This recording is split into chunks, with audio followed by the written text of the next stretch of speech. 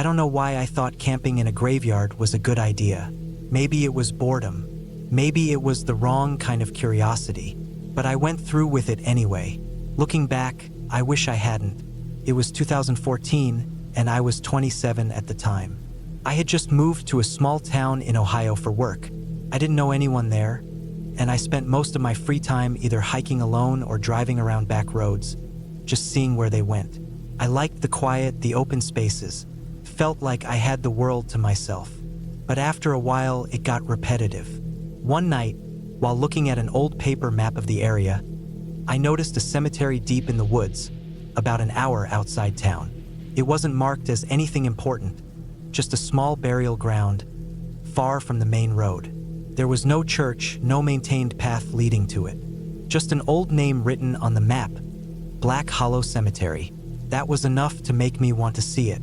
The next Saturday, I packed up my gear and drove out there in the late afternoon. The main road was in good shape, but after I turned onto the smaller dirt path leading toward the cemetery, things got rough. The road was narrow, covered in overgrown weeds, and the further I went, the less it seemed like anyone had been down there in years. The trees on either side grew thick and close together, their branches reaching over the road like they were trying to pull it shut. I had to drive slow, avoiding deep ruts and rocks. The air smelled like damp earth, rotting leaves, that rich, wet scent you only get deep in the woods. My truck's tires crunched over sticks, the sound sharp in the quiet. There were no houses, no mailboxes, no sign of life. After about 2 miles, I reached a point where the road ended. There was an old wooden post sticking out of the ground, half rotten and leaning. The words on it were almost unreadable, but I could just make them out. Black Hollow Cemetery. The cemetery itself was a few hundred feet ahead, visible through the trees. It wasn't what I expected. There was no fence, no gate, nothing marking its boundaries. Just rows of old headstones scattered through a clearing, some leaning, some cracked. A few had sunk into the ground, tilting at strange angles. The grass was overgrown, reaching up past my ankles, and dry leaves covered everything. I parked my truck and got out. The evening air was already cooling down, the sky turning soft shades of orange and purple. I took my gear, a small tent, sleeping bag, flashlight, and some food, then started toward the cemetery.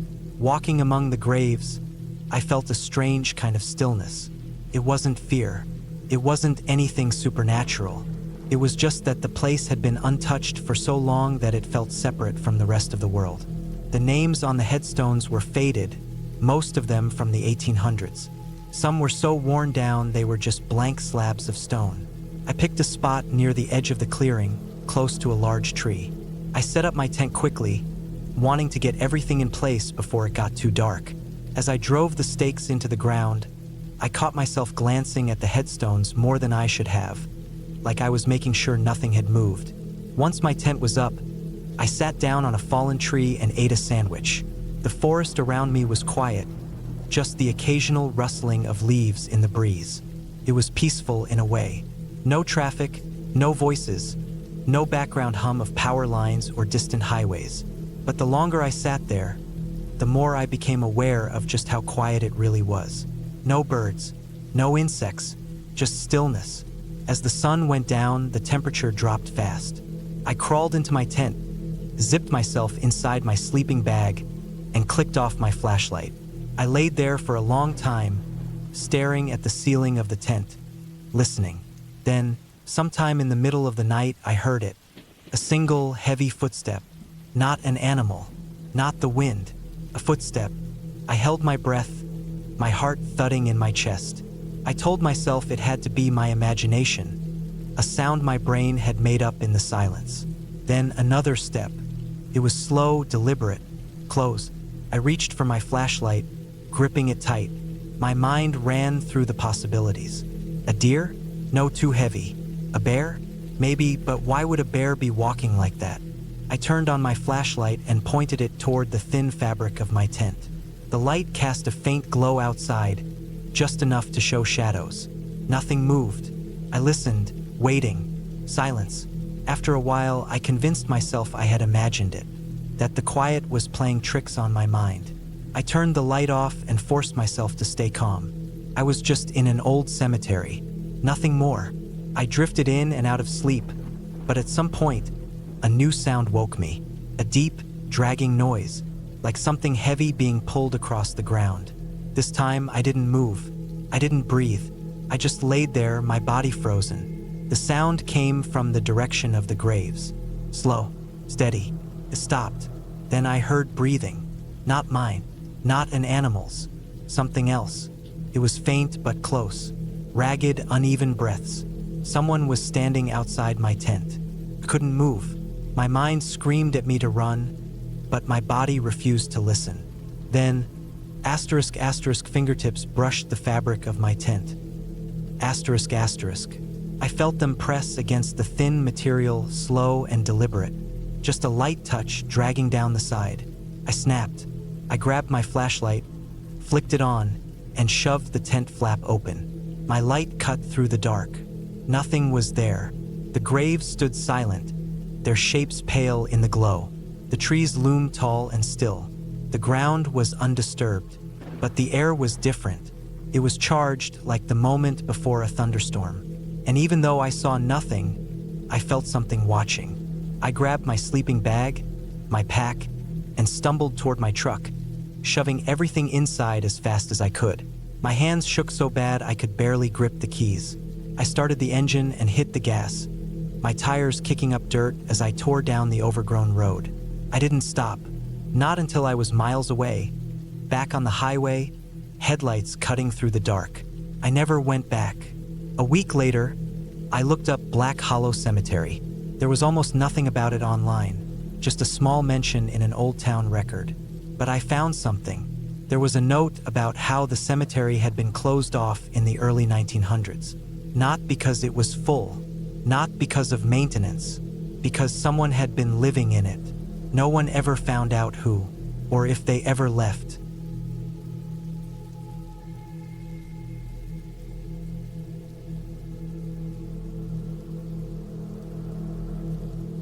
I don't go camping anymore.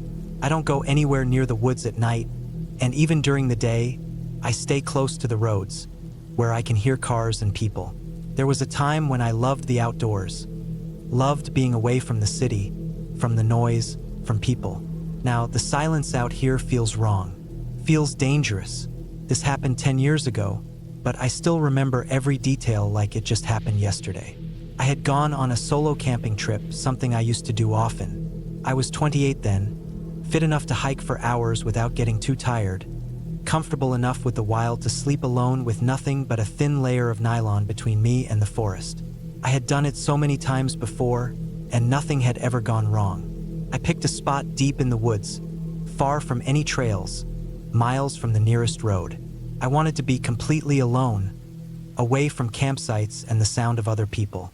I parked my truck at a pull-off spot along an old logging road, packed up my gear, and hiked about 7 miles into the forest. By the time I found a good spot, the sun was starting to drop low in the sky. It was a small clearing with just enough space to pitch my tent, surrounded by tall trees that made it feel like I was in my own little world. I set up camp, built a fire, and cooked dinner. I sat by the fire as the sky turned dark, listening to the sounds of the forest, the rustling leaves, the distant hoot of an owl, the occasional snap of a twig as some small animal moved through the underbrush. It was peaceful. At least it was for a while. At some point, I started feeling uneasy. I couldn't explain why. Nothing had changed, nothing seemed off, but the quiet didn't feel right anymore. It wasn't just regular quiet, it was too quiet. The normal sounds of the woods, the insects, the rustling of the wind had stopped. I told myself it was nothing. Maybe I was just being paranoid. Maybe a predator was nearby, and the smaller animals had gone silent. But something about it put me on edge in a way I couldn't shake. Then I heard it, a sound in the distance, just beyond the reach of the fire's glow. A rustling, slow and deliberate, too heavy to be a rabbit or a raccoon, too careful to be a deer. It moved in stops and starts like it was circling me, staying just out of sight. I grabbed my flashlight and shined it toward the trees, but I saw nothing, just the darkness, thick and unmoving. I told myself it was just my nerves. Maybe I was imagining things. Maybe it was just a normal animal, one that had frozen when I pointed the light at it. But I couldn't shake the feeling that something was watching me. I sat by the fire for a long time, listening. The sound didn't come back, and eventually, I convinced myself that it had just been my imagination. I went into my tent and zipped it up, lying on my sleeping bag with my hunting knife close at hand, just in case. I closed my eyes and tried to sleep. I don't know how long I was out before I woke up, but when I did, I knew something was wrong. The first thing I noticed was the smell. It was awful, like rotting meat left out in the sun, thick and choking. It was so strong I could taste it in the back of my throat. The second thing was the sound. Not rustling this time, not footsteps. Breathing. Slow, deep breathing just outside my tent. My body went rigid. I didn't move, didn't breathe. I just lay there listening. The breathing was close, right next to the tent, near the entrance. I could hear the fabric shifting slightly, like something was pressing against it. I reached for my knife, gripping the handle so hard my fingers hurt. My mind was racing. A bear? A cougar? Neither of those made sense. A bear would have gone for my food. A cougar wouldn't have come this close without attacking. And then I heard it. A voice. It was low, almost a whisper, but I heard it clear as day. My voice. It was my voice, calling out from just outside the tent. Come out. I nearly stopped breathing. My mind couldn't process it. It wasn't possible. It wasn't real. But I heard it again. Come out. It was wrong. Sounded just like me, but the tone was off. Too flat, too emotionless. Like someone trying to mimic a recording. I wanted to run. I wanted to scream, but I did neither. I stayed still, gripping my knife so tightly my hand was shaking. Then the tent started to move. A long, slow drag of something sharp against the fabric, from the top to the bottom. Not cutting, just feeling, testing. I forced myself to breathe, slow and steady. I knew one thing, whatever it was, I couldn't let it see that I was afraid. Then, just as suddenly as it started, it stopped. The smell faded. The breathing stopped. The silence returned. I stayed in that tent until the sun came up. I didn't sleep. I didn't move. I just lay there, listening to the silence, waiting. When dawn finally broke, I forced myself out of the tent, knife in hand, ready to run if I had to. But the forest was empty. Nothing was disturbed. No tracks. No sign that anything had been there at all. Except for one thing. At the edge of the clearing, right where the trees began, there was something on the ground. I walked toward it slowly, my stomach turning. It was my shirt. The one I had worn the day before, the one I had taken off and left in my bag. It was folded neatly, placed carefully in the dirt. And next to it, a single, bloody handprint. I grabbed my pack and ran. I didn't stop to take down my tent, didn't stop to rest. I ran the entire 7 miles back to my truck, heart pounding, legs burning. I never went back. I don't know what I saw that night, and I don't want to know. I still go outside. I still hike sometimes, but never alone, never at night, and never ever in those woods again.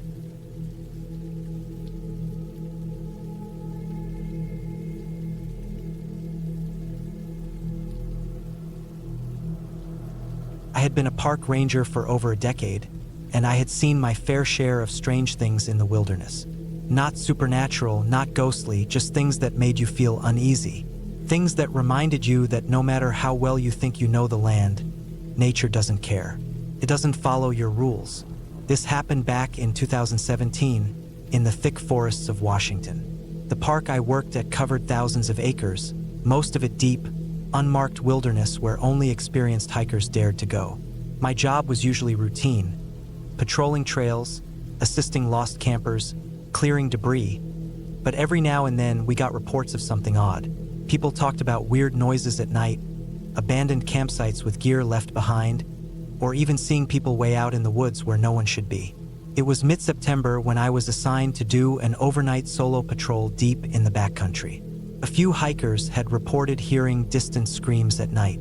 They said it didn't sound like an animal, and it wasn't close enough to pinpoint. But it had gone on for a few nights, so my supervisor wanted me to check it out. I packed light, just enough for one night. A small tent, sleeping bag, some food, my radio, a GPS, and my sidearm. I never liked bringing my gun on patrol, but in deep backcountry, you don't take chances. Cougars, bears, even the occasional desperate person trying to stay off the grid, you had to be prepared. I set off in the late afternoon, following the main trail before cutting off into the wilderness. The hike-in was quiet, just the sound of my boots crunching over fallen leaves and the occasional rustle of something moving in the brush. I didn't feel uneasy at first. It was just another patrol. By sunset, I found a clearing to set up camp. It was a small, level patch of dirt between two ridges, about 20 miles from the nearest road. I had been here before. It was an old hunter's campsite, long abandoned, but still usable. A small fire pit, some stacked rocks where someone had tried to build a windbreak. Nothing out of the ordinary. As night fell, I started a small fire, ate a quick meal, and settled in. The forest was alive with the usual sounds. Crickets, distant owl calls, the occasional snap of a branch as an animal moved through the brush. Normal, familiar things. Then, sometime around midnight, I heard it. It started faint, barely above the sound of the wind. A long, drawn-out wail. Not a human scream, not quite an animal. Something in between. I sat up, straining to listen. It was far off, somewhere past the ridge to the east. I checked my watch, 12:17 a.m. The sound didn't stop. It just went on, rising and falling, like something was calling out but never expecting an answer. I told myself it was a coyote, maybe a wounded elk, but I had been in these woods long enough to know what those sounded like, and this wasn't it. I waited, gripping my flashlight, but the sound never came closer. After a while, it stopped altogether. The forest was silent again. I tried to sleep, but never fully did. Every time I closed my eyes, I expected to hear it again. But nothing came. Morning arrived, and I packed up quickly. I didn't feel like staying another night. The air was still heavy, like the forest itself was waiting for something. I followed my GPS back toward the main trail, making good time. About an hour into my hike, I saw something ahead. A pile of rocks, stacked in the middle of the trail. Not natural. Someone had put them there. I stopped, looking around. The forest was thick, but I saw no movement, no sign of anyone. I walked around the stack, continuing on. Maybe a hiker had made it. Maybe it was nothing. But then, another mile down the trail, I found another one. Same size, same shape, carefully stacked. I started moving faster. I didn't like this. Then, I saw something that made me stop cold. Ahead, hanging from a low tree branch, was a bundle of sticks, wrapped together with what looked like animal sinew.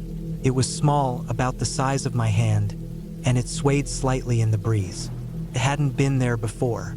I scanned the trees, every nerve in my body on edge. Someone had put this here, and they were close enough to do it without me noticing. I unholstered my sidearm, not pointing it, but keeping it ready. I didn't believe in superstition, but I did believe in people. And sometimes people were worse than anything else out here. I kept walking, pushing my pace. Every so often, I checked behind me, making sure I wasn't being followed. The trees were thick, shadows shifting as the sun moved overhead, but I never saw anything. By the time I reached my truck, my nerves were shot. I threw my pack in the back, climbed in, and locked the doors. My hands were shaking, just slightly. I radioed back to the station, told them I found no sign of injured wildlife but had come across some strange markers. My supervisor didn't ask questions, just told me to come back and file a report. I never got an explanation for what happened that night. No missing persons cases, no signs of camps nearby, just the memory of that sound, the stacked rocks, and the feeling that someone had been watching me the whole time. I don't do solo overnights anymore. Some things you just don't push your luck with.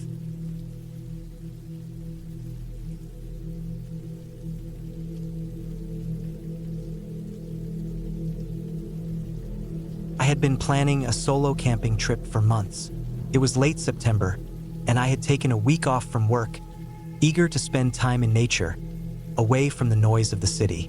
I picked a remote area in central France, deep in the forested hills, where few tourists went. It wasn't a national park, just miles of trees, old logging trails, and a few scattered farms. I had studied maps, planned routes, and packed enough supplies for 5 days. My goal was simple: hike deep into the wilderness, set up camp, and enjoy the solitude. I arrived at the edge of the forest in the afternoon. The drive had been long, with the last stretch on a narrow, cracked road that looked rarely used. My car was parked near a dirt path leading into the woods. I slung my backpack over my shoulders, adjusted the straps, and started walking. The air smelled like damp leaves, pine, and earth. The sun was low, casting golden light through the trees. I hiked for hours, deeper into the forest, following a faint trail that had likely been used by hunters. There were no signs of people, no distant hum of traffic, just the occasional rustling of small animals in the undergrowth. The further I went, the more isolated I felt. By early evening, I found a clearing near a shallow stream. It was perfect: flat ground, water nearby, and enough trees around to block the wind. I set up my tent, gathered some dry wood, and started a small fire. The warmth felt good against the cool evening air. I cooked a simple meal, ate quickly, and sat by the fire as darkness settled. The night was silent except for the occasional hoot of an owl. I barely slept that night. The forest was too quiet. I kept waking up, listening to faint rustling outside my tent. Probably just animals, I told myself. By morning, I was exhausted but determined to continue. I packed up and hiked further in. The terrain grew rougher, the trees denser. I saw no human footprints, only deer tracks and signs of wild boar. Around noon, I came across something odd: an old, rusted hunting stand nailed high in a tree. It looked abandoned, but something about it unsettled me. The ladder was missing, like someone had torn it down. I kept moving. The forest felt different, heavier. Maybe it was the overcast sky or the lack of birdsong. By late afternoon, I found another spot to camp, a small clearing surrounded by thick trees. As I set up my tent, I noticed something strange. Several broken branches scattered around, not fallen naturally, but snapped at odd angles. Some looked fresh. That night, I built a fire and ate quickly. I felt on edge, though I couldn't explain why. As I sat by the fire, I kept glancing at the dark tree line. Every now and then, I thought I saw movement, just quick, flickering shapes at the edge of the light. I told myself it was my imagination. Then I heard it, a sharp crack like a branch breaking close by. I froze, listening. The fire crackled, but beyond that, silence. My heart pounded. Maybe a deer, I thought, or a wild boar. Then another sound, slow, deliberate footsteps in the undergrowth. Not an animal. Too controlled. Too precise. My hands clenched into fists. I grabbed my flashlight and pointed it toward the noise. The beam cut through the trees, but I saw nothing. I barely slept that night. Every sound made me jump. By morning, I decided I had gone deep enough. I camped one more night, then head back. The day passed slowly. I forced myself to eat to stay calm. The unease never left. As the sun dipped, I built my fire early, making it bigger than usual. I wanted light, warmth, anything to push back the growing fear. Just past midnight, I woke to a sound that sent a chill through me. Footsteps circling my tent. Slow, measured. Not animal sounds. Human. I didn't move. I barely breathed. My mind raced. Who was out here? Why? My knife was under my sleeping bag. I gripped it, heart pounding. The footsteps stopped. I waited, listening. The fire outside was still burning low, casting flickering shadows on the tent walls. Then, in the dim glow, I saw it, a silhouette, motionless. I stopped breathing. The figure stood just beyond the firelight, barely visible. It didn't move, just watched. Minutes passed. Then, I stepped back, slowly, into the trees. Gone. I stayed awake till dawn, gripping my knife. As soon as the sky lightened, I packed up and left, moving fast, barely stopping. The hike back felt endless. Every rustle in the trees made my skin crawl. When I finally reached my car, I tossed my backpack in, locked the doors, and sped down the cracked road. I didn't stop until I reached the next town. I checked into a hotel, locked the door, and sat awake, replaying everything. Who was in that forest with me? And why didn't they ever speak? I never found out. I never went back.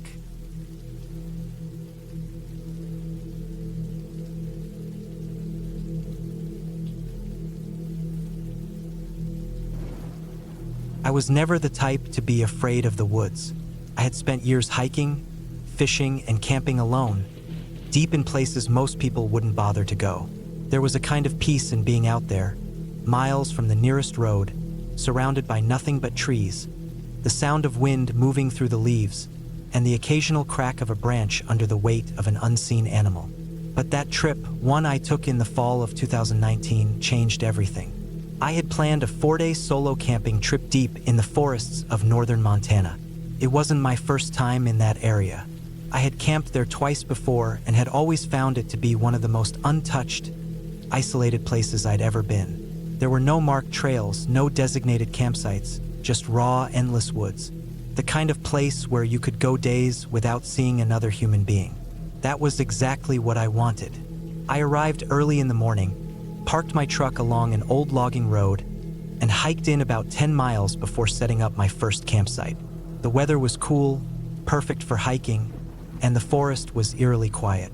I remember thinking that something felt different, though I couldn't quite place what it was. Maybe it was just the season. Autumn had turned the leaves into shades of red and orange, and the trees looked more skeletal than I remembered. That first night was uneventful. I cooked a small meal on my portable stove, sat by the fire, and listened to the distant hoots of an owl. The only unsettling thing was the strange feeling that I wasn't entirely alone. I chalked it up to my imagination, the way the quiet can sometimes play tricks on your mind when you're deep in the woods. The second day, I hiked further into the wilderness, covering another 6 or 7 miles before finding another suitable campsite near a small stream. The isolation was what I had come for, but by that point, I couldn't shake the feeling that something was off. The forest felt different, almost like it was holding its breath. I saw no signs of other campers, no old fire pits, no discarded trash. That wasn't unusual for a place this remote, but I couldn't shake the feeling that I wasn't as alone as I should have been. That night, I woke up suddenly, heart pounding, unsure of what had startled me. The fire had burned down to glowing embers, casting long shadows against the trees. For a moment, I sat in my tent, listening. Then I heard it, a branch snapping somewhere in the distance. Not the random sounds of small animals scurrying through the underbrush. This was deliberate, the sound of something or someone moving with purpose. I stayed still, holding my breath. Another snap, closer this time. My knife was within arm's reach, and I gripped it tightly. The movement in the woods continued for another minute before stopping entirely. I listened for what felt like an eternity, but nothing else happened. Eventually, I convinced myself it was an animal, a deer, maybe. Still, I barely slept for the rest of the night. By the third day, I was starting to regret the trip. I was too deep into the woods to turn back easily, and I told myself I was just being paranoid. I forced myself to keep hiking, pushing deeper into the wilderness. By late afternoon, I found a clearing that seemed like a good place to set up camp. The stream was nearby, and the ground was soft enough to drive in my tent stakes easily. As I set up my tent, I noticed something odd. There were no animal sounds, no birds, no rustling in the bushes, nothing. The silence felt heavy, unnatural. I forced myself to ignore it, started a fire, and cooked dinner. As the sun set, I tried to relax, but the unease was growing worse. Then I saw it. Across the clearing, maybe 50 yards away, was a figure standing at the tree line. My heart nearly stopped. It was a man, tall, thin, and completely still. He was too far for me to make out any details, but I could tell he was watching me. The fire crackled beside me, casting flickering light over the campsite, but he didn't move. I stared at him for what felt like minutes, my mind racing. I thought about calling out, but decided against it. Something about him felt wrong. Then, just as slowly as he had appeared, he stepped backward into the shadows of the trees and disappeared. I didn't sleep that night. Every rustling leaf, every distant sound, set my nerves on edge.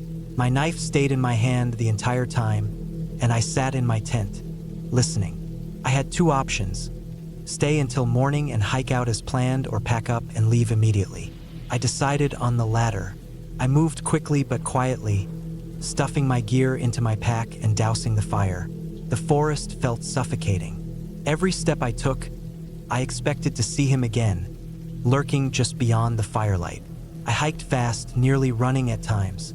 The weight of my pack slowed me down, but adrenaline kept me moving. The woods were pitch black, and my headlamp barely cut through the darkness.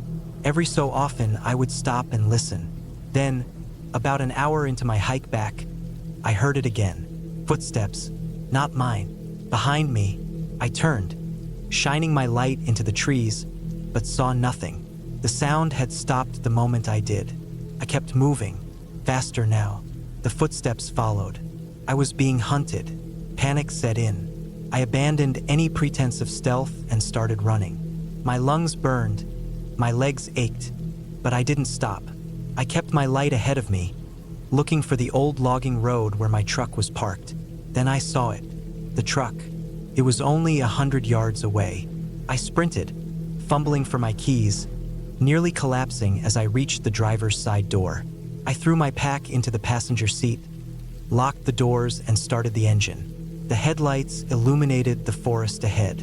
That's when I saw him, standing just at the edge of the woods, near the place where I had just emerged, was the man. He was closer now. I could see his face, expressionless, staring. I didn't wait. I slammed the truck into reverse, spun around, and sped down the road. My heart was still pounding when I finally reached the highway, the safety of civilization. I never went back. I still camp, but never alone. Never in places that remote. And no matter how deep into the woods I go, I always listen, because I know he's still out there, waiting.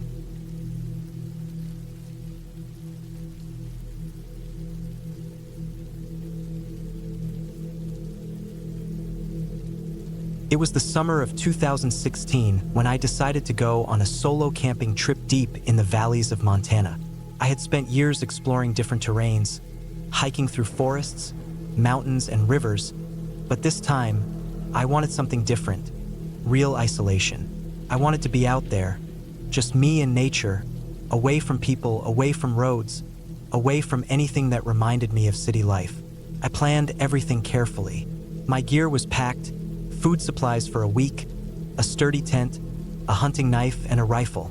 The location I picked was nearly 20 miles away from the nearest dirt road, an area surrounded by thick forests and steep hills. It was one of those places where you wouldn't see another human for miles, a place where the only sounds were the rustling of leaves and the distant calls of wildlife. I parked my truck at the edge of a dirt road, the last place where any kind of vehicle could reach, and started my hike. The air was crisp, the kind that smelled of pine and damp earth. I followed an old hunting trail that led deeper into the valley, walking for nearly 6 hours before I finally reached the spot I had chosen for my camp. It was a clearing beside a small stream, surrounded by tall trees that blocked most of the sunlight, making the place feel colder than it actually was. Setting up my camp took another hour. I pitched my tent near the stream, gathered some firewood, and sat down to take in the silence. This was exactly what I had wanted. No people, no distractions, just me and the wild. The first night was peaceful. I made a small fire, cooked some food, and watched the stars above me. The only sounds were the distant howls of coyotes and the occasional rustling of small animals in the bushes. The second day, I explored the area. I hiked up one of the hills nearby to get a better view of the land, marking key locations on my GPS in case I needed to find my way back. The valley stretched for miles, untouched and wild. By late afternoon, I returned to my camp, started another fire, and cooked a meal. That was when I noticed something strange. First, it was just a feeling, the kind you get when you're being watched. I tried to ignore it, telling myself it was just my mind playing tricks on me. But as the evening went on, that feeling didn't go away. Every now and then, I'd hear something in the trees. Not the normal sounds of birds or small animals, but something heavier. Footsteps. I grabbed my rifle and shone my flashlight in the direction of the noise, but there was nothing there, just trees and shadows. I convinced myself it was probably an elk or a bear moving through the woods. Still, I kept my rifle close that night. By the third day, I couldn't shake the feeling that I wasn't alone. I spent most of the morning checking the area around my camp, looking for any signs that someone or something had been there. That's when I found it. About 50 yards from my camp, in the middle of the forest, was a pile of rocks. Not natural. Someone had stacked them carefully, almost ritualistically. It wasn't there the day before. I didn't like it. I had camped alone before, but I had never come across something like this. The thought of someone else being out here, watching me, unsettled me more than I wanted to admit. I kicked the pile of rocks over and went back to my camp. That night, I barely slept. I kept waking up to sounds. Branches snapping, footsteps moving just outside my tent. I'd shine my flashlight outside, but again, nothing. Just the stillness of the forest. By now, I was sure of it. I wasn't alone out here. On the fourth day, I decided to leave early. Something didn't feel right, and I wasn't about to find out what. I packed up my camp quickly and started my hike back to my truck. That's when I saw it. Deep in the woods, far from any trails, there was an old, abandoned cabin. It wasn't marked on any maps, and it looked like it had been there for decades. The wood was rotting, the windows broken. Something about it felt wrong. I should have kept walking. I should have ignored it. But my curiosity got the better of me.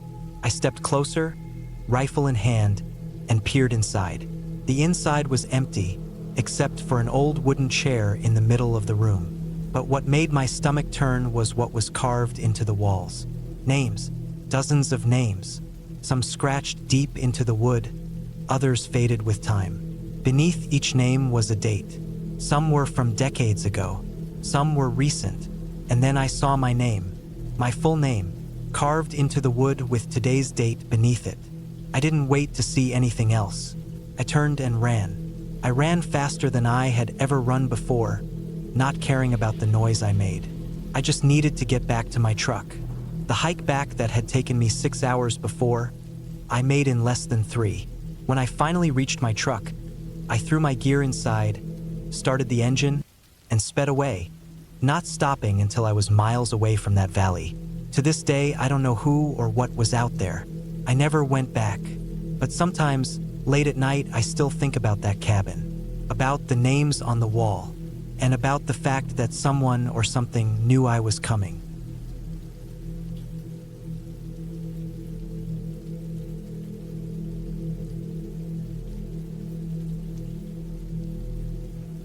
I had always wanted to see the Amazon. The thought of being surrounded by a never-ending stretch of dense jungle, with towering trees and the constant hum of insects, had fascinated me for years. When the opportunity came, I took it without hesitation. A friend of mine, Eric, had done a similar trip a few years back and told me about a guide he used. A local man named Joao who knew the forest like the back of his hand. I reached out, arranged the details, and booked my flights. It was 2019 when I landed in Manaus, the gateway to the Amazon. The city was hot, the air thick with humidity, and the streets were chaotic with cars, motorbikes, and market vendors calling out in Portuguese. I met Joao near the docks, where dozens of wooden boats bobbed on the Rio Negro. He was a middle-aged man with weathered skin and sharp eyes, dressed in a simple green shirt and cargo pants. His handshake was firm, and he wasted no time. Within an hour, we were moving down the river in a narrow boat. The city faded behind us, replaced by endless green walls of jungle. The further we went, the fewer signs of human life we saw. After a couple of hours, Joao steered the boat toward a small tributary, barely wide enough for us to pass through. Vines draped from above, and at times, I had to duck to avoid being hit in the face by low-hanging branches. The water was dark, almost black, reflecting the canopy above. We eventually stopped at a small clearing along the riverbank. Joao tied the boat to a tree and motioned for me to grab my backpack. "Here," he said simply, gesturing to the land ahead. I climbed out, my boots sinking slightly into the damp soil. The jungle was louder here. The distant call of howler monkeys mixed with the steady buzzing of insects. Joao helped me set up my tent in a relatively flat area. He had a simple hammock with a mosquito net, which he strung between two trees a few yards away. As the sun dipped below the horizon, the jungle changed. The air cooled slightly, but the sounds grew louder. The croaking of frogs, the rustling of unseen creatures in the undergrowth. It felt like the whole forest was alive. We ate a quick meal, and Joao reminded me to keep my flashlight close. "No wandering at night," he warned. I nodded, already feeling the weight of exhaustion. I crawled into my tent, zipped it shut, and lay on my thin sleeping mat, listening. It must have been sometime past midnight when I woke up. Something had disturbed me. At first, I thought it was just the jungle noises, but then I heard it again. A faint rustling, different from the usual background sounds. It was close. My pulse quickened as I reached for my flashlight. I hesitated before turning it on, not wanting to draw attention to myself. The sound came again, this time from behind my tent. I held my breath, straining to listen. It wasn't an animal moving through the brush. Too slow, too deliberate. Felt like footsteps. I slowly unzipped the tent, careful to make as little noise as possible. I poked my head out, scanning the darkness. The jungle was thick, and my flashlight barely cut through it. I saw nothing unusual, but the uneasy feeling didn't leave me. I looked over at Joao's hammock. He was still there, his form barely visible under the netting. If he was worried, he didn't show it. I considered waking him, but I didn't want to seem paranoid. Maybe it was just my imagination. I forced myself to lie back down, but sleep didn't come easy. Every little sound put me on edge. The next morning, Joao didn't mention anything, so I didn't bring it up. We spent the day exploring, tracking animal prints, and learning about the different plants and their uses. Joao was an endless well of knowledge, pointing out things I never would have noticed on my own. As night fell, I told myself I would sleep better. I was wrong. The same sound woke me up, the same slow, deliberate movement near my tent. This time, it was closer. I stayed completely still, barely breathing. The sound circled my tent, stopping just inches away from where I lay. My mind raced through possibilities. An animal? Person? If it was an animal, why wasn't it making more noise? If it was a person, why weren't they saying anything? I gripped my flashlight, my fingers slick with sweat. I needed to see. I needed to know what was out there. I unzipped the tent as quietly as I could and shined the light outside. The beam swept over the dense vegetation, revealing nothing but tangled roots and damp leaves. My heart pounded. Then I noticed something. Footprints in the soft earth, leading away from my tent. Human footprints. I turned toward Joao's hammock, but before I could say anything, I saw it was empty. Panic surged through me. Where was he? Had he heard something and gone to check? Or had something taken him? I hesitated only for a second before grabbing my machete and stepping out. The night was thick with the smell of damp earth and rotting leaves. I followed the footprints, my flashlight bouncing off the trees. They led away from the camp, deeper into the jungle. Then suddenly they stopped, just vanished, like whoever had made them had been lifted off the ground. A twig snapped behind me. I spun around, my light catching movement, something darting between the trees. My stomach dropped. It was fast, too fast to be Joao. I backed up slowly, gripping the machete tighter. My breaths were shallow. The jungle around me felt like it was closing in. Then, out of the darkness, Joao appeared. His face was hard to read in the dim light, but his posture was tense. He motioned for me to follow him back to camp without a word. I didn't hesitate. Back at camp, he finally spoke. "We leave at first light." He didn't explain. I didn't ask. Morning couldn't come fast enough. As soon as the sun was up, we packed and got on the boat. The jungle looked different in the daylight, less menacing, but no less mysterious. I kept glancing over my shoulder, half expecting to see something watching us from the trees. We reached Manaus by midday. João barely spoke on the ride back. When we docked, he finally turned to me. "You were lucky," he said. "Some things in the jungle, better not to see." I never found out what he meant. I didn't ask. I got on the first flight home and never looked back. The Amazon had always fascinated me, but some mysteries were better left undiscovered, and I had no desire to return.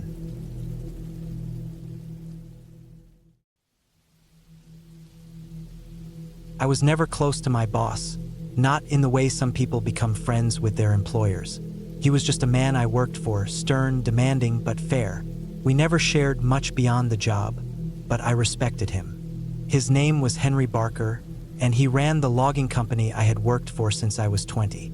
It had been 3 months since Henry passed. A heart attack, they said. He had always been a tough man, strong for his age, but he was in his 60s, and years of stress and long days in the wilderness had probably caught up with him. They found him at his campsite, a small spot deep in the woods, far off the main roads, where he liked to go on weekends. It was a quiet place, hidden in the thick forest, only accessible by an old dirt trail that most people had forgotten about. I had only been there once, years ago. Henry had taken a few of us out there to help him clear some fallen trees. I remembered how still it was, how the trees pressed in from every direction. No phone signal, no roads in sight, just miles of wilderness. After he passed, I hadn't thought much about that campsite until I had to drive past it one night. I still worked for the company, though things weren't the same without Henry. His son had taken over, a younger guy with none of his father's patience. The work was piling up, and the new boss didn't care much for safety or common sense. That was how I ended up on a late-night run, driving a loaded truck back from a remote job site. It had been raining on and off all day, and by the time I was halfway home, the roads were slick with mud. I wasn't supposed to be out this late, but the job had run long, and I didn't have a choice. I took the back roads, the ones I knew well, even in the dark. It wasn't until I checked the GPS that I realized where I was. About 10 miles from Henry's old campsite. Normally, I wouldn't have thought twice about it. It was just another place in the woods. But something about that stretch of road felt different now that he was gone. I told myself it was just because I knew what had happened. A man dying out there alone. It was enough to make anyone feel uneasy. Still, I kept driving. The rain had stopped, but the air was thick with mist, curling along the road like smoke. My headlights cut through it, but the world beyond was just trees and shadows. Then I saw something ahead. At first, I thought it was just the rain playing tricks on me, dark shapes shifting in the mist. But as I got closer, I realized it was something else. A car, parked off the side of the road, right near the turnoff to Henry's campsite. It was an old truck, one I didn't recognize. The doors were shut, but something about it felt wrong. I slowed down, not sure why. There was no reason for anyone to be out here this late. That was when I saw the footprints. Mud covered the ground, and there were deep tracks leading from the truck into the woods, toward Henry's campsite. I told myself it wasn't my problem. Whoever it was, it wasn't my business. But something about it gnawed at me. I knew this area well enough to know that anyone heading into those woods at night wasn't making a smart choice. I sat there for a long moment, engine idling, wipers scraping across the windshield. Then, against my better judgment, I pulled over. I grabbed my flashlight from the glove box, stepped out into the cold night air, and followed the tracks. The mud was deep, my boots sinking with every step. The forest was silent, the kind of quiet that made your ears ring. I moved slow, scanning the trees, following the tracks. They led straight down the old path toward Henry's campsite. Then I saw it light, a small glow, barely visible through the trees. Someone had a fire going. I should have turned back. I should have walked away, but I didn't. I kept going, the trees closing in around me. The air smelled like damp earth and old wood, the way the forest always did after a rain. The firelight flickered ahead, casting long shadows. Then I saw the tent. It wasn't Henry's old setup. This was something new. A dark green tent, zipped shut, sitting near the remains of Henry's old fire pit. Someone had been here recently. I stepped closer, my boots crunching against the wet ground. That was when I noticed something odd. The fire wasn't fresh. It was dying, barely more than embers now. Whoever was here had been here for a while. Then I saw the knife. It was stuck into a tree stump near the fire, half buried in the wood. A hunting knife, old but sharp. And next to it, a backpack half unzipped with clothes spilling out. The whole thing felt wrong. I turned back toward the trail, ready to leave, but then I heard it, branches snapping somewhere behind me. I froze. The sound was close, too close. I clicked off my flashlight, backing up toward the tent. My heart was hammering in my chest. Someone was out there. I listened, barely breathing. More footsteps, slow, deliberate. Then, in the dim firelight, I saw movement. A shape in the trees standing just at the edge of the light. I couldn't see a face, just the outline of a figure. It wasn't moving, just standing there, watching. I didn't wait. I turned and ran, bolting for the trail. The mud slowed me down, my boots slipping with every step. Behind me, I heard movement.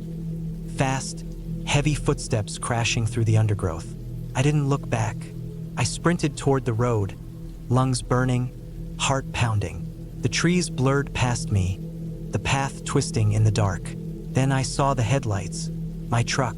I stumbled onto the road, throwing myself into the driver's seat.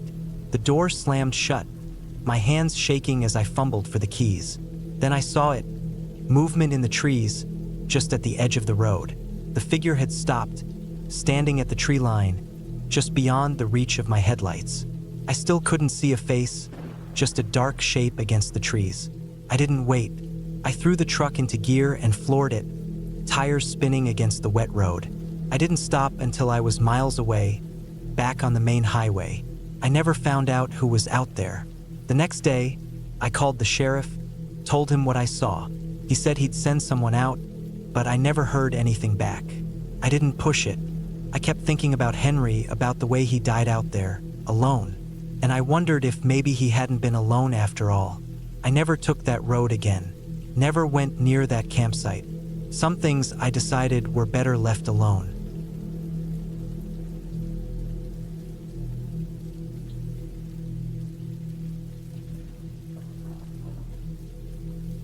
I had been looking forward to that camping trip for weeks. It was late September, just as the weather had started cooling down, but before the deep cold of autumn settled in. I had some time off from work, and I figured it would be the perfect opportunity to escape from everything for a while. I wasn't new to camping. I'd done plenty of solo trips before, and I liked the solitude. There was something about being out in the middle of nowhere, surrounded by nothing but nature, that made me feel more at peace than I ever did in the city. I chose a spot deep in the mountains, far away from any official campsites. I didn't want to deal with other people, just the quiet of the wilderness. The drive out there was long, about 4 hours, and the last hour of it was on rough, winding dirt roads that barely seemed used. Eventually, I found a clearing nestled between thick trees, about a quarter mile from a small river. It was perfect, remote, quiet, and untouched. After parking my truck off to the side, I spent the first hour setting up camp. I pitched my tent, gathered firewood, and made sure everything was in place. The sun was still up when I finished, casting long golden rays through the treetops. I sat by the fire pit I'd built, feeling satisfied. The air was crisp, the scent of pine and earth all around me. The only sounds were the occasional rustle of wind through the leaves and the distant chirping of birds. It felt good to be out there, away from everything. By the time the sun dipped below the horizon, I had a decent fire going. I cooked some food, ate in silence, and let the warmth of the flames keep the creeping cold at bay. The forest around me darkened quickly, the trees turning into looming shadows. I wasn't afraid of the dark. Not out here. I'd camped enough to know the sounds of the woods at night, the way they came alive with the noises of insects and small animals. But as the hours passed, something started to feel off. At first, I couldn't quite place it. I sat by the fire, staring into the flames, and noticed that the usual night sounds had quieted. The distant hoots of owls, the rustling of small creatures moving through the underbrush. It was all gone. The silence was heavy, pressing down on the clearing like a weight. I tried to ignore it, telling myself I was overthinking things. Sometimes the woods just got quiet. Maybe a predator was nearby, a coyote, a mountain lion, something that had scared the smaller animals into hiding. Still, I couldn't shake the feeling that I was being watched. I turned my head slowly, scanning the darkness beyond the firelight. The trees stood still, their trunks black against the faint moonlight filtering through the canopy. Nothing moved. No branches swayed, no leaves rustled. But the feeling remained, an itch in the back of my mind that refused to go away. After a while, I forced myself to stand. I grabbed my flashlight and swept it across the trees, looking for any sign of movement. The beam of light cut through the darkness, revealing nothing but empty forest. I let out a slow breath, shaking my head at myself. I was letting my imagination get the best of me. Still, just to be sure, I took my rifle out of the truck and kept it close. I wasn't paranoid, but I wasn't stupid either. If something was out there, I wasn't going to be caught off guard. The night stretched on, the fire burning down to glowing embers. I forced myself to relax, crawling into my tent and zipping it up. I lay there in my sleeping bag, staring at the nylon ceiling, listening. The silence outside was thick, unnatural. I could hear my own breathing, steady but tense. Then, sometime in the middle of the night, I heard it, a soft crunch of leaves. It was close, too close, right outside my tent. I held my breath, my entire body going rigid. Another footstep followed, slow and deliberate. Not an animal. Animals moved with quick, darting motions. This was something different, something that knew I was here. I reached for my rifle, gripping it tightly. My mind raced through possibilities. A bear? No, bears didn't move like that. Person? That was almost worse. I hadn't seen a single other soul out here all day. Who would be walking around my campsite in the middle of the night? The footsteps stopped. For a long time, I didn't move. I just lay there, gripping the rifle, listening. The silence stretched on, heavy and suffocating. I knew something was out there, just beyond the thin fabric of the tent, standing in the dark, watching. Then, slowly, the footsteps started again. But they weren't moving away. They were circling the tent. My grip on the rifle tightened, my heart pounding against my ribs. I kept my breathing steady, my mind racing. If it was a person, they weren't acting normal. They weren't calling out, weren't making their presence known. If it was an animal, it was acting wrong. Then I heard the breathing. It was faint, just beyond the thin layer of fabric, slow and deliberate. And then, a voice, low, hoarse, a whisper just above a breath, said my name. My stomach twisted into a knot, my blood running ice cold. No one should have known my name. No one should have been out here. I stayed completely still. The voice came again, barely above a whisper. It sounded wrong, like someone trying to imitate a human voice but failing. There was something off about it, something unnatural in the way it stretched the syllables. My finger hovered over the trigger. Then, just as suddenly as it started, the footsteps stopped. The breathing faded. The presence outside my tent was gone. I lay there, frozen for what felt like hours. Eventually, exhaustion won out, and at some point, I drifted into a restless, uneasy sleep. When I woke up, the sun was rising, casting a dull gray light through the trees. I sat up quickly, rifle still clutched in my hands. The forest was back to normal. Birds chirped in the distance.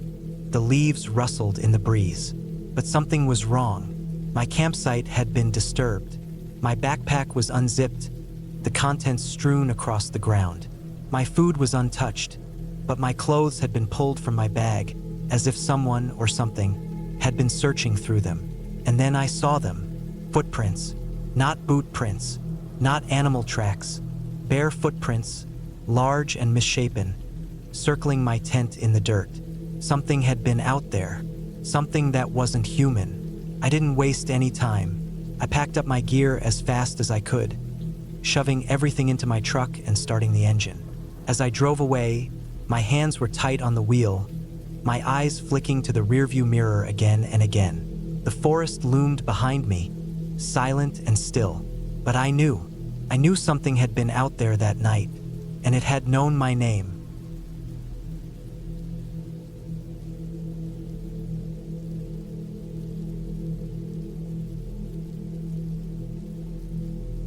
There was something about camping alone that had always appealed to me. It wasn't about being brave or proving anything. It was just the quiet, the peace.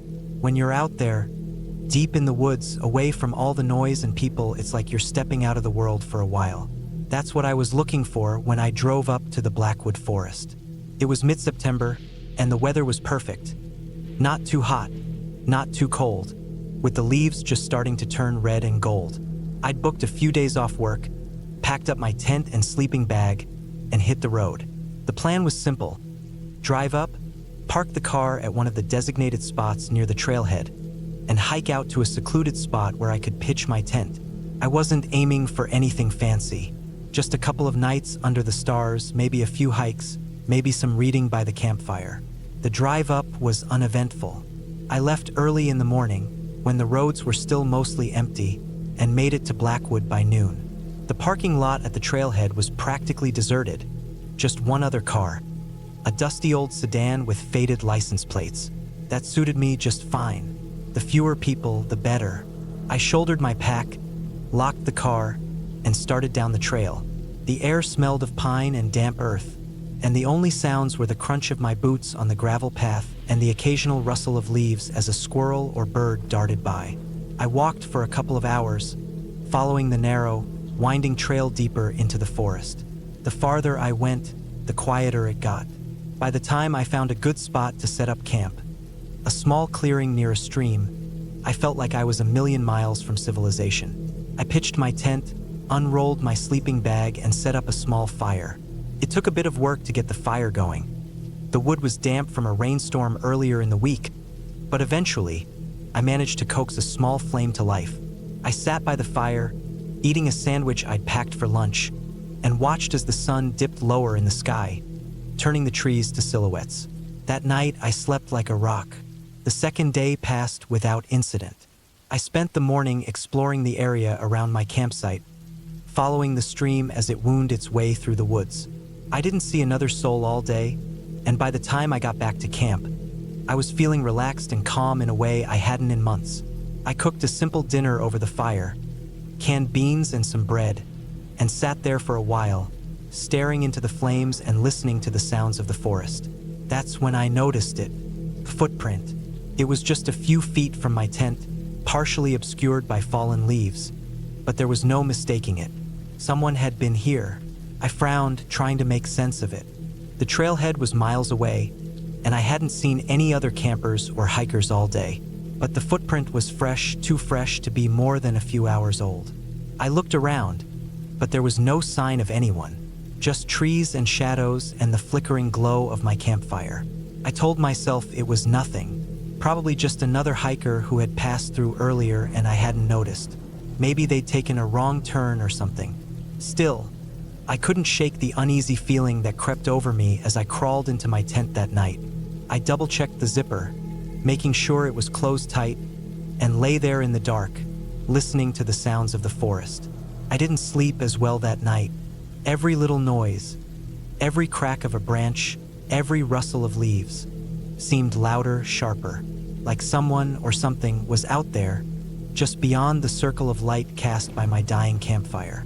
The next morning, I woke up feeling groggy and out of sorts. The uneasy feeling from the night before hadn't gone away, and I couldn't shake the sense that something was off. I packed up my gear, thinking I might cut the trip short and head back to the car. But as I was taking down my tent, I noticed something that made my blood run cold. The footprint was gone. The patch of dirt where I'd seen it the night before was now covered in a thin layer of leaves and twigs, like someone had tried to hide it. I stood there, staring at the spot, my heart pounding in my chest. Someone had been here, and they didn't want me to know. I didn't waste any more time. I stuffed the last of my gear into my backpack, doused the campfire, and set off down the trail.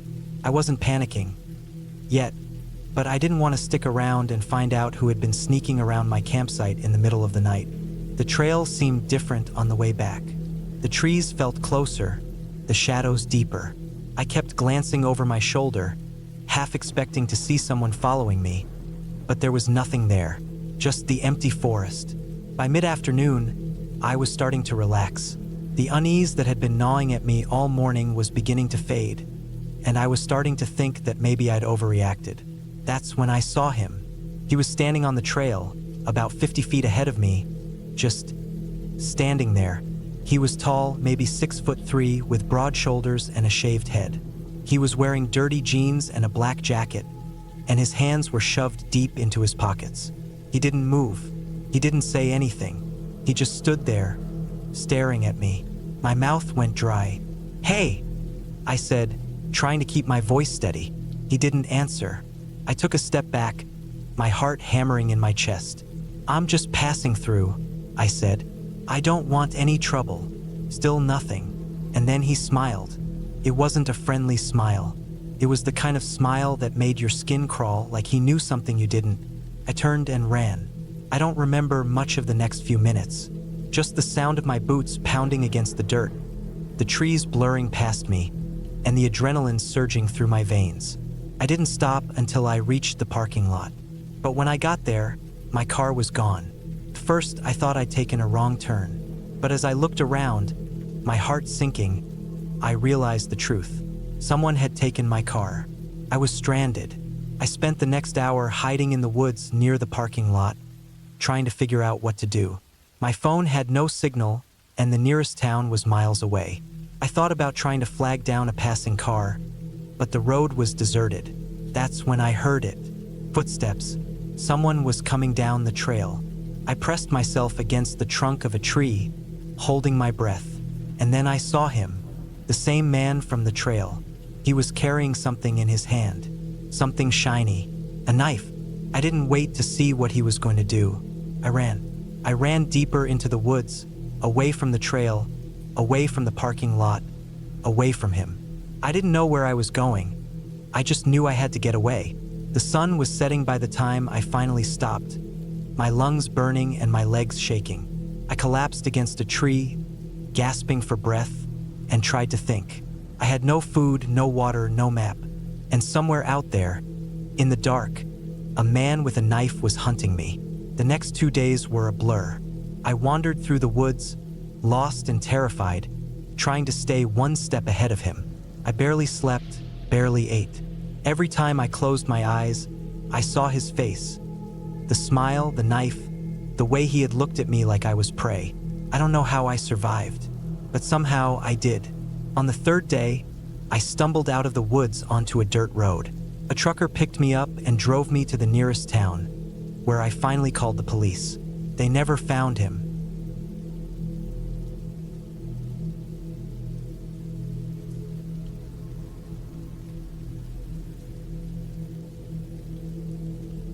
I was never the kind of person to camp alone. The idea of it always felt strange. Being out in the middle of nowhere, with nothing but trees and open land around you. But that year, I needed a break from everything. Work had been exhausting. My personal life was a mess, and I wanted nothing more than to get away from the city, even if just for a few days. I decided to camp in a remote forest area, a few hours away from the nearest town. It wasn't a well-known spot, but I had done some research and found a place where people occasionally went for hunting and fishing. It was deep in the woods, far from any major roads, which meant there wouldn't be too many people around. That was exactly what I wanted. Peace, quiet, and no distractions. I packed my gear. A good tent, sleeping bag, enough food and water for 3 days, a hunting knife, and a small hatchet for firewood. I didn't bring a gun, something I would regret later. My plan was simple. Drive up, hike a few miles into the woods, set up camp near a small river I had seen on a map, and just relax for a couple of days.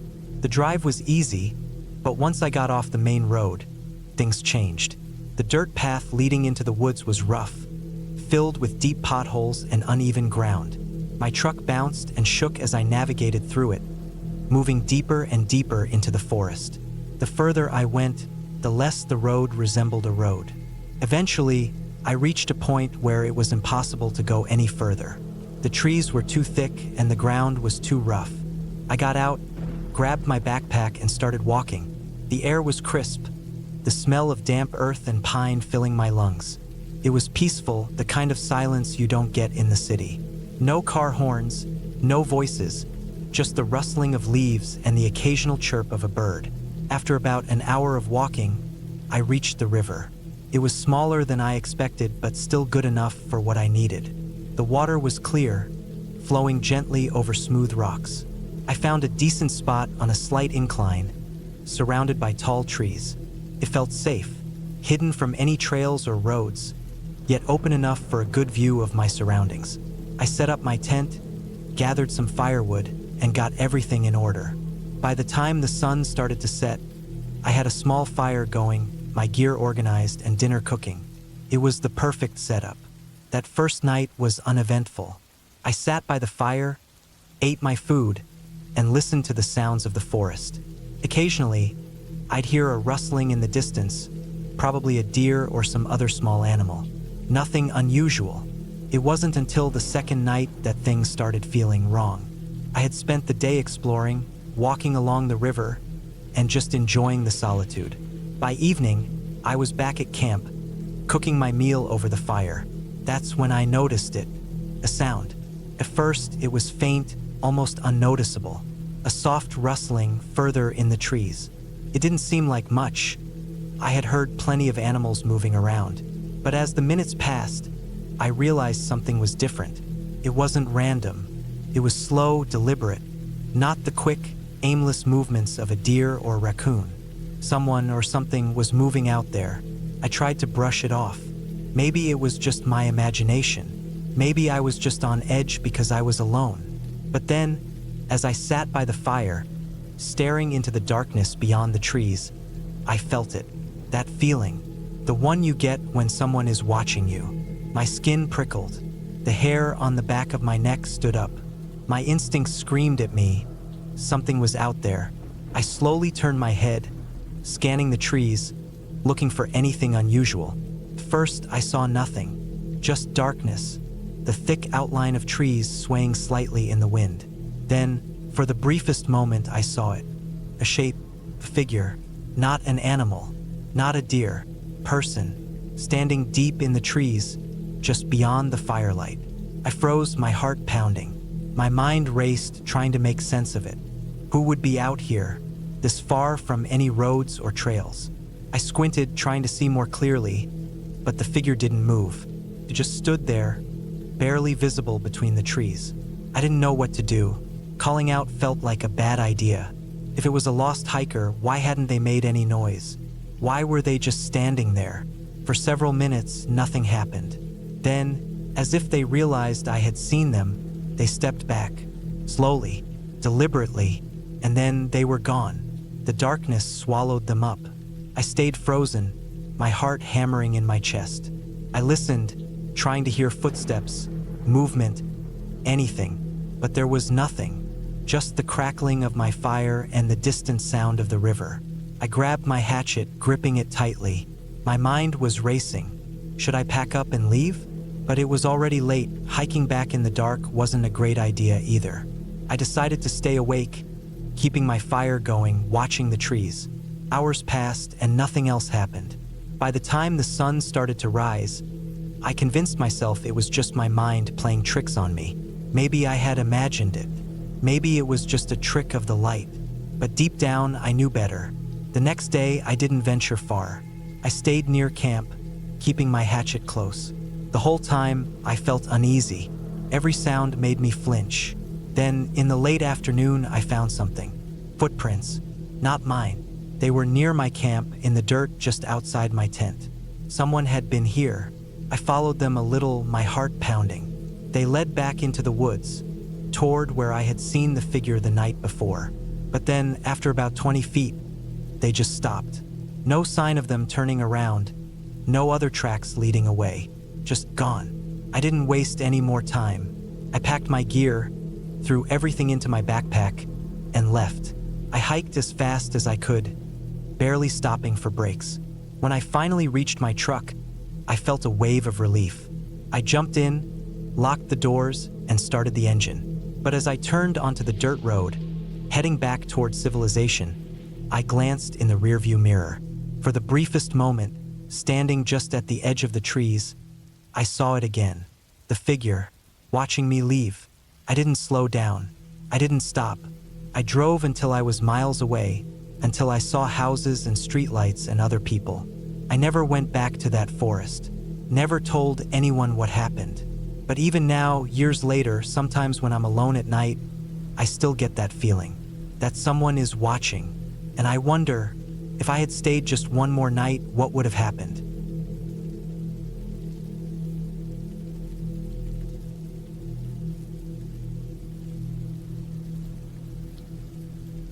It was late June when I decided to take a solo camping trip through southern France. I had recently turned 27 and felt restless, stuck in the monotonous rhythm of office work back in London. I needed something different, something real. After weeks of planning, I packed my gear: a sturdy tent, a sleeping bag, basic food supplies, and a small first aid kit, and booked a flight to Marseille.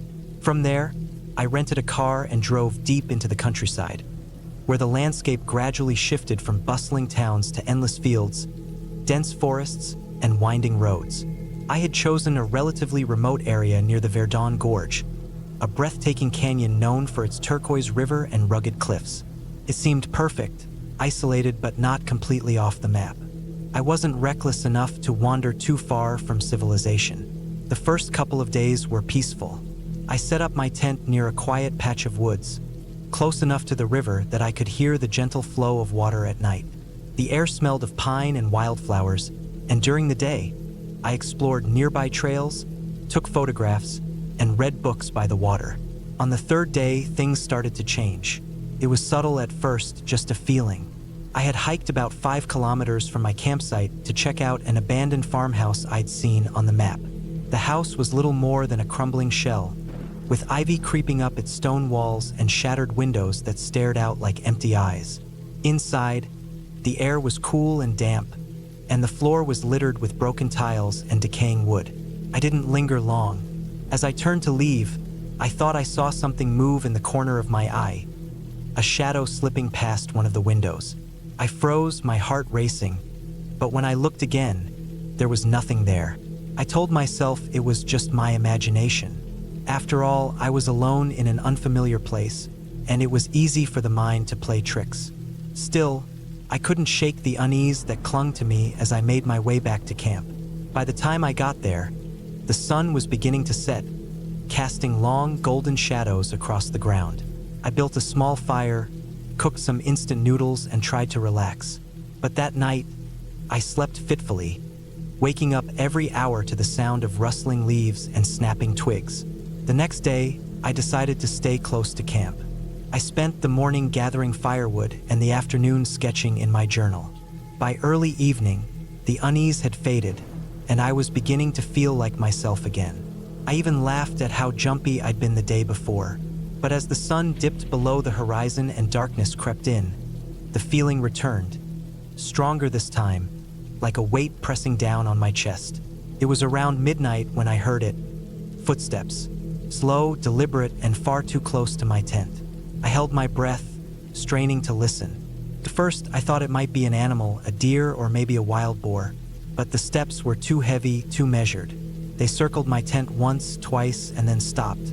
I lay there, paralyzed with fear, my heart pounding so loudly I was sure whoever was outside could hear it.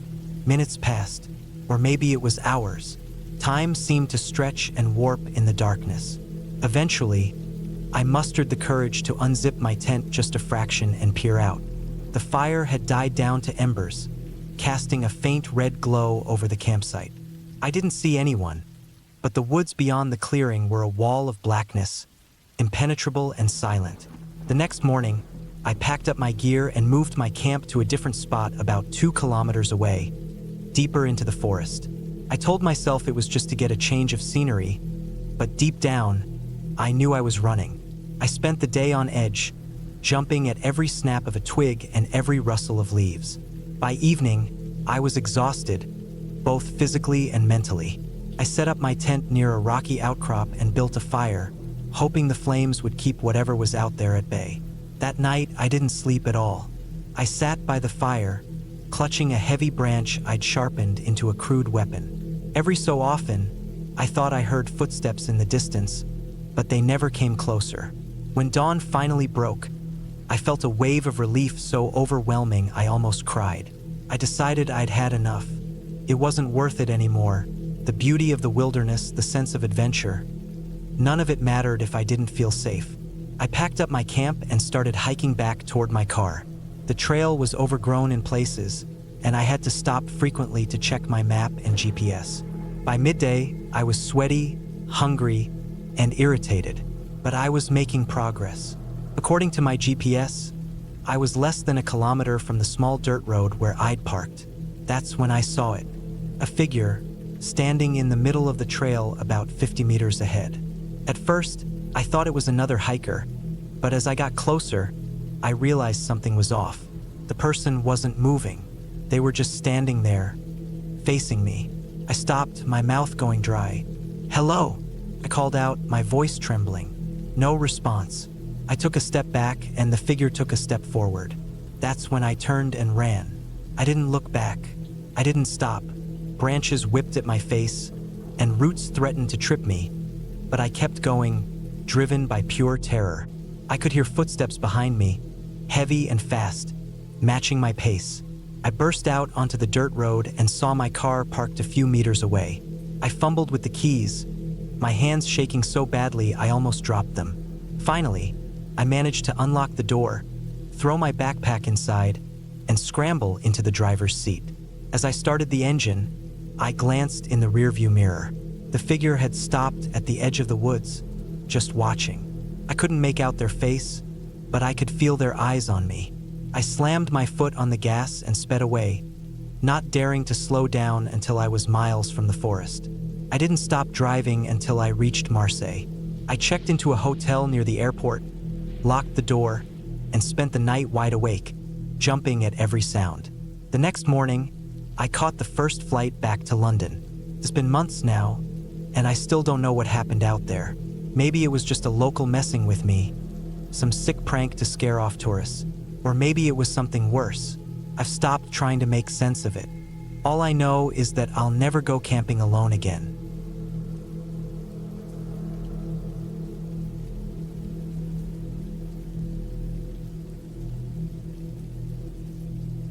I never liked camping alone. Not because I was scared of the woods, being outdoors had always felt natural to me, but because I knew what people were capable of. You read about it all the time. People go missing in national parks, their bodies never found, or found too late with no explanation. Sometimes it's the wilderness itself that gets them. Other times it's something else. This trip wasn't planned well. I had been feeling restless for weeks, like I needed to get away. My job had been wearing me down, and I figured some time away from everything would help. I packed up my old truck, threw my gear in the back, and drove out to a state forest a few hours from home. It wasn't the most remote spot, but it was far enough that I could have some quiet. I got there late in the afternoon, parked at a dirt pull-off, and hiked in about 3 miles. There weren't any official campsites, but dispersed camping was allowed. The spot I picked was near a slow-moving river, tucked back off the trail where I wouldn't be bothered. I set up my tent, gathered firewood, and settled in as the sun started sinking behind the trees. By the time the fire was crackling and my dinner was cooking, I finally started to relax. The woods were quiet except for the usual sounds: crickets, frogs, the occasional rustle of leaves. But as the night stretched on, I started noticing something else. It was small at first, the feeling of being watched. A sound I couldn't quite place, a branch breaking far too close. I told myself it was just my nerves. I was alone after all. My mind was playing tricks on me. But then I saw something. It was just past midnight. The fire had died down, and I was sitting in my camping chair, listening to the river, when I caught movement between the trees. A shadow. At first, I thought it was an animal, maybe a deer. But as I squinted into the darkness, I realized it was standing still, watching. I felt my stomach drop. I wasn't alone out here. I told myself it could have been another camper, maybe a hunter, but something about the way they stood, just barely out of sight, made my skin crawl. They weren't making noise. They weren't walking through the brush like a normal person would. They were just waiting. I slowly reached for my flashlight and flicked it on. The beam cut through the trees, lighting up empty space where the figure had been. Nothing. No movement, no sound. Just the wind pushing through the leaves. I tried to shake it off, but the unease stayed. I doused the fire and climbed into my tent, zipping it up tight. I had my knife close and my headlamp within reach.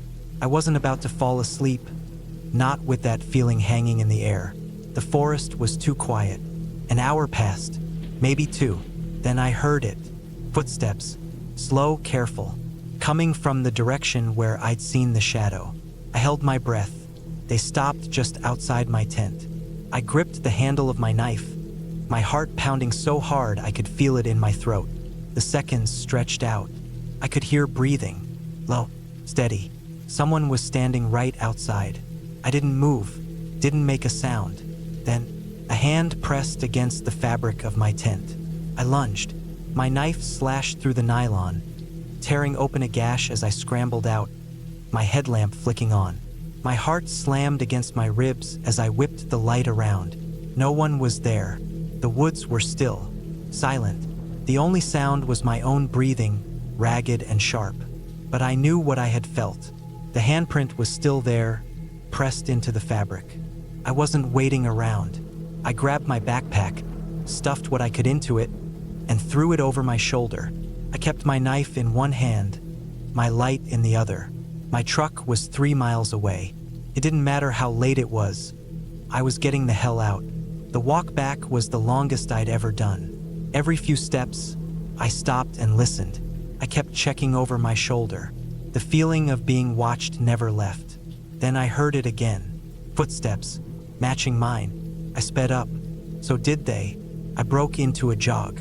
The footsteps followed. Branches snapped behind me. I didn't dare look. I just ran. I ran harder than I ever had in my life. My pack bounced against my shoulders, my flashlight shaking wildly in my hand. The trail blurred beneath me. Then ahead I saw it. The dirt road. My truck. I pushed harder, my legs burning. I fumbled my keys out of my pocket before I even reached the door. A sound exploded from the woods behind me. A scream. Not an animal. Not human either. Something in between. I wrenched the door open, threw myself inside, and locked it. My hands were shaking so badly I could barely get the key in the ignition. The engine roared to life. I slammed the truck into gear and peeled out, gravel spraying as I hit the road. My headlights lit up the trees, and there, just at the edge of the light, a figure stood watching, tall, motionless. I didn't slow down. I drove until the forest was behind me, until I was back on the highway, until the fear in my chest finally started to loosen. I didn't go back for my tent. I never went camping alone again, and I never figured out who or what was in those woods that night. But I know one thing for sure. I wasn't supposed to leave.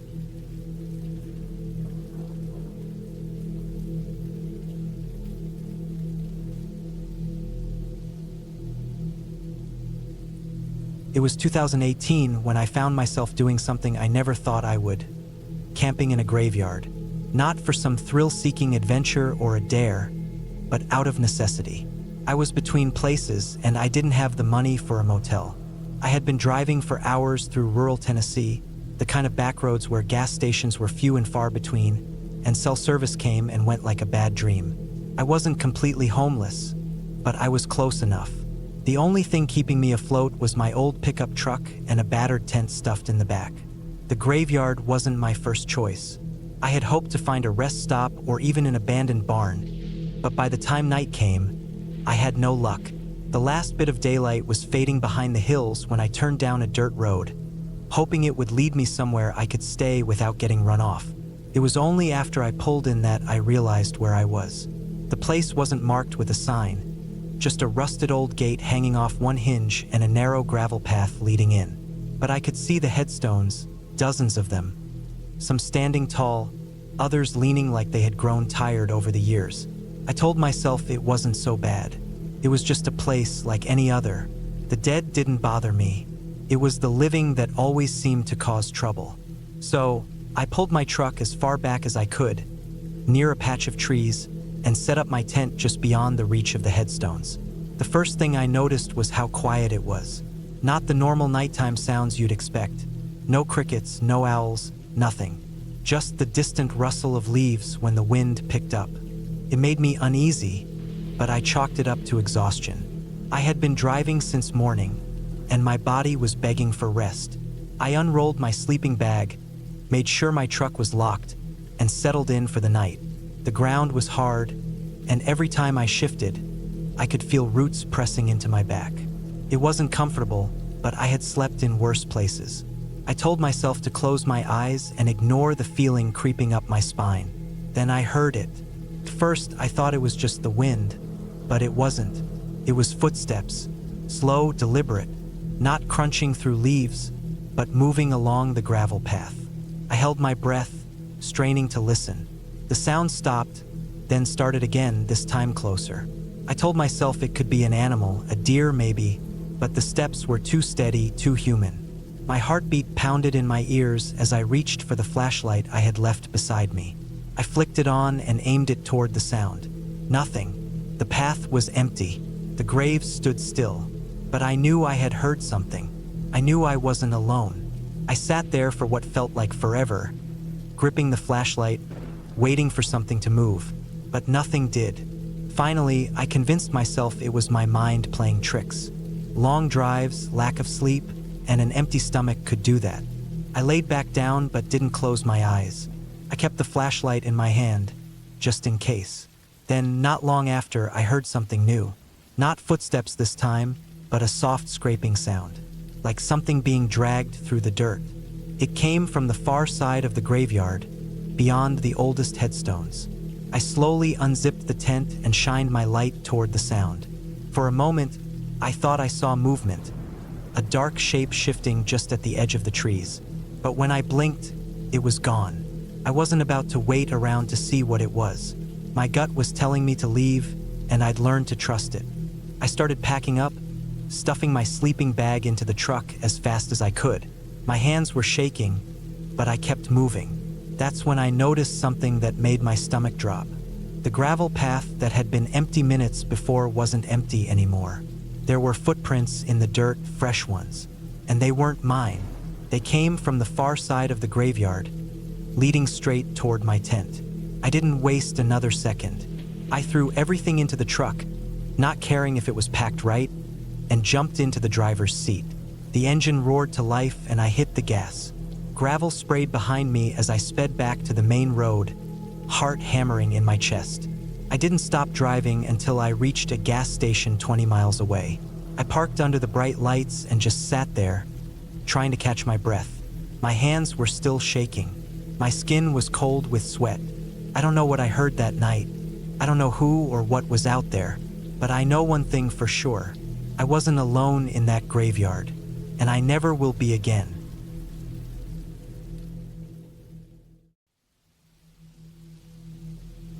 I never thought a simple camping trip could go so wrong. Looking back, I should have known better.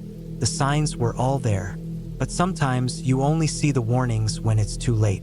It was late September, and I wanted a break from everything. Work had been draining me, and the city was suffocating. I needed some fresh air, quiet, and the feeling of being away from people. So, I packed up my gear and drove out to a remote camping spot in northern Minnesota. I had been there before, once years ago, but I remembered it being quiet, secluded, and perfect for a solo trip. I reached the campsite in the late afternoon. The sun was beginning to drop behind the thick trees, casting long shadows across the dirt path. The site itself was nothing fancy, just a small clearing surrounded by dense woods, a fire ring made of old stones, and a rotting picnic table covered in moss. It was miles away from any main road, with nothing but forest in every direction. Exactly what I wanted.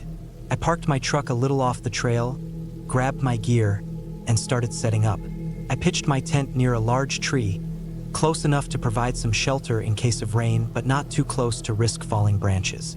The air smelled like damp earth and pine, and the only sounds were the occasional rustling of leaves and distant bird calls. After setting up, I gathered firewood. The forest floor was covered in dead branches, making it easy. As I worked, I felt a strange sensation, like someone was watching me. I stopped, looked around, and saw nothing but trees.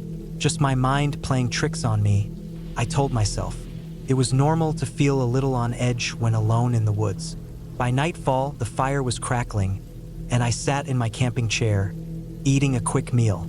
The temperature had dropped, and the air had that crisp autumn chill. Felt good, peaceful. Then, somewhere deep in the woods, a branch snapped. I froze, listening. It wasn't a small twig breaking under a squirrel's weight. It was heavier, deliberate. My eyes scanned the darkness beyond the fire's glow, but I saw nothing. The trees formed an impenetrable wall of black. I tried to shake it off, probably just a deer moving through the brush. But something about it made my skin crawl. I kept the fire going longer than usual that night. When I finally crawled into my tent, I left my knife within reach, just in case. Morning came with a heavy fog. The air was damp, and everything felt colder than it should have. I made coffee, walked around the site, and decided to explore a little. About a mile from my campsite, I found an old, overgrown trail. It looked like it hadn't been used in years. Curiosity got the best of me, and I followed it. The deeper I went, the more uneasy I felt. Something was off. The forest was too quiet. No birds, no wind, just silence. Then I found something. A small clearing like my campsite but abandoned. An old fire ring half buried in the dirt. A few rusted cans scattered around. And a tree deep in the center with deep scratches on its bark. Not animal scratches. These were long, deep gouges, too deliberate, too precise. Something about that place made my stomach turn. I backed away and left, moving faster than before. I reached my campsite and tried to shake the feeling, but I couldn't. I told myself it was just an old campsite, nothing sinister. But I couldn't stop thinking about those scratches. That night, I kept my fire high again. Around midnight, I heard movement in the trees. Slow, steady. Not the quick rustling of an animal. This was something deliberate. I gripped my knife and stared into the darkness. Nothing moved, but I knew something was there. Then something changed. The air felt different, heavy. The fire flickered, and for the first time since I arrived, I felt an overwhelming urge to leave. I should have left. I don't know why I stayed. That morning, I noticed something that made my blood run cold. Footprints. Human footprints. They weren't mine. They circled my campsite, moving around my tent, stopping near the fire. Someone had been here while I slept. My gut told me to pack up and go, but part of me didn't want to believe it. I convinced myself it was old tracks, maybe my own from the day before. I stayed. Big mistake. That night, I barely let the fire die down. I sat awake, listening. The woods were dead silent. Around 2 a.m., I heard it. Breathing. It was faint but unmistakable. Slow, steady. Coming from the darkness just beyond the fire's glow. I held my knife so tight my hand ached. I didn't move. I barely breathed. Then a low, slow scrape. Metal against wood. I jumped to my feet, shining my flashlight. Nothing. But I knew someone was out there. I didn't sleep. I kept my fire going until dawn. By morning, I had made my decision. I was leaving. I packed up fast, barely eating. But as I loaded my truck, I saw something that stopped me cold. Hanging from a tree near my campsite was a rope. A noose. It hadn't been there before. I didn't think. I just threw my gear into the truck, jumped in, and started driving. The narrow dirt road felt longer than before, every shadow between the trees making my heart race. Then, in my rearview mirror, I saw it. A figure standing in the trees. Tall, motionless, watching me. I didn't stop. I didn't look back again. I just drove. It took me nearly an hour to reach the main road. Only then did I let myself breathe. I don't know who was out there.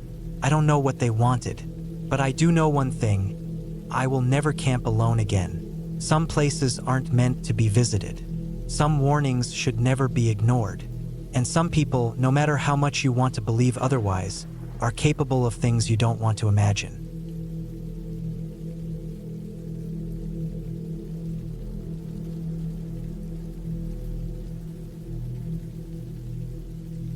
I don't camp alone anymore.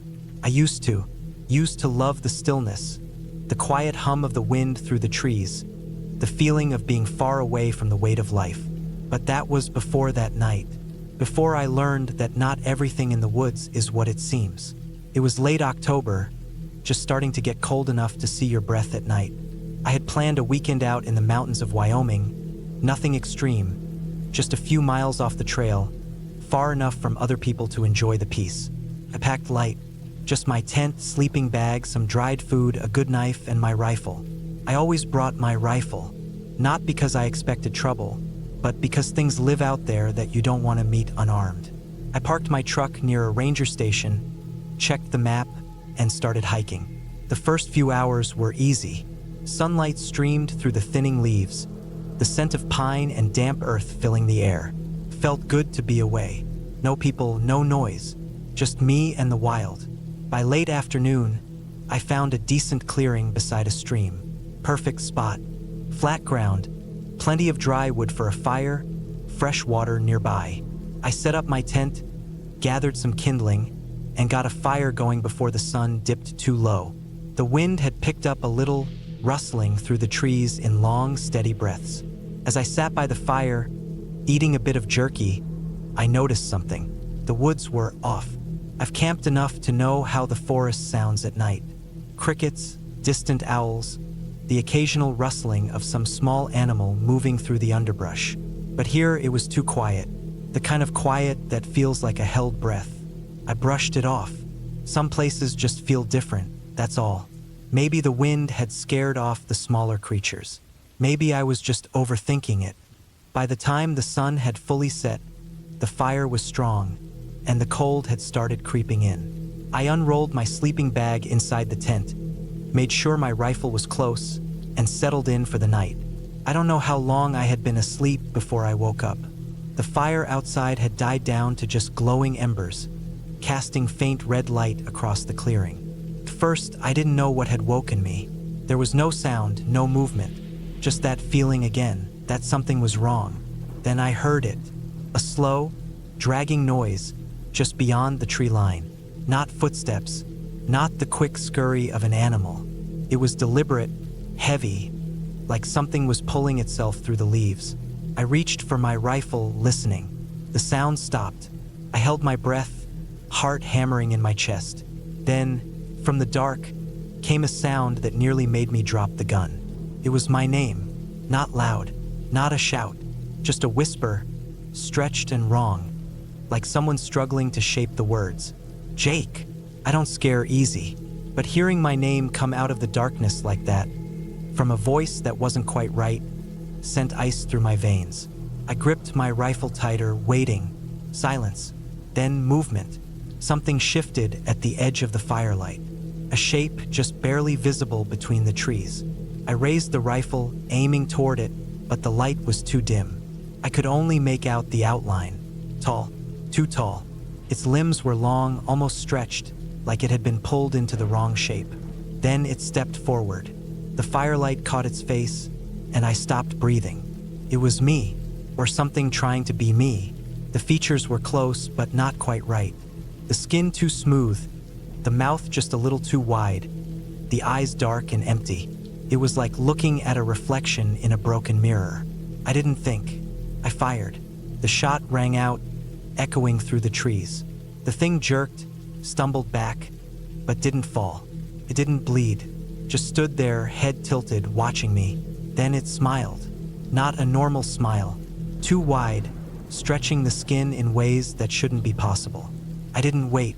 I grabbed my pack, threw it over my shoulder, and ran. Left the tent, the fire, everything. Just ran. I could hear it moving behind me, keeping pace. The way it moved wasn't natural. Too smooth, too quiet, like it wasn't touching the ground. Branches whipped past me as I tore through the woods, heart pounding so hard it felt like it would burst. My truck was miles away, but I didn't stop. I didn't look back. Then the worst sound I've ever heard in my life filled the air. Laughter. Not real laughter. Not human. It was distorted, high and low at the same time, like it was trying to figure out how to make the sound. And it was right behind me. I pushed harder, legs burning, lungs screaming for air. The trees blurred around me. I don't know how long I ran, but eventually, the ground sloped down and I could see the road. My truck. I didn't slow down. I hit the door, yanked it open, threw myself inside, and slammed it shut just as something crashed against the side. The whole truck rocked. I turned the key. The engine roared to life. I slammed it into gear and punched the gas. As the truck lurched forward, I dared a glance in the mirror. It was standing in the middle of the road, watching me. The smile still stretched across its face. And then, just before I lost sight of it, it waved, like it was saying goodbye. I didn't stop driving until I was miles away, back in town, surrounded by people, by streetlights, by anything that wasn't the dark. I parked in my driveway, hands still shaking, and sat there until the sun started to rise. I never went back for my gear. I never went camping alone again. And sometimes on quiet nights, when the wind is still, I swear I hear my name, spoken just wrong enough to know it isn't me.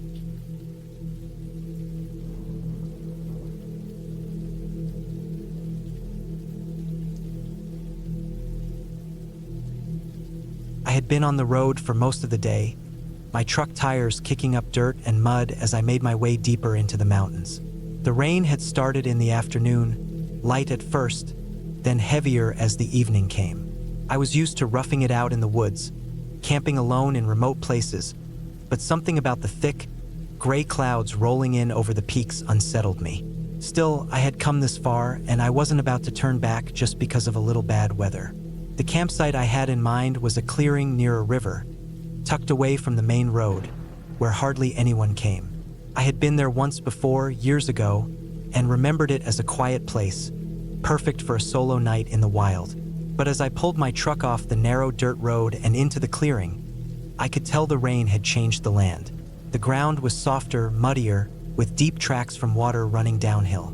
The trees looked darker, their trunks slick with rain, and the river rushed louder than I remembered, swollen from the storm. I shut off the engine and sat for a minute, listening to the rain tapping against the roof. The wind had picked up, shaking the branches above me. I took a deep breath, grabbed my gear, and stepped out. My boots sank into the wet earth, making a sucking sound as I walked toward a flat patch of ground. Setting up the tent was harder than usual.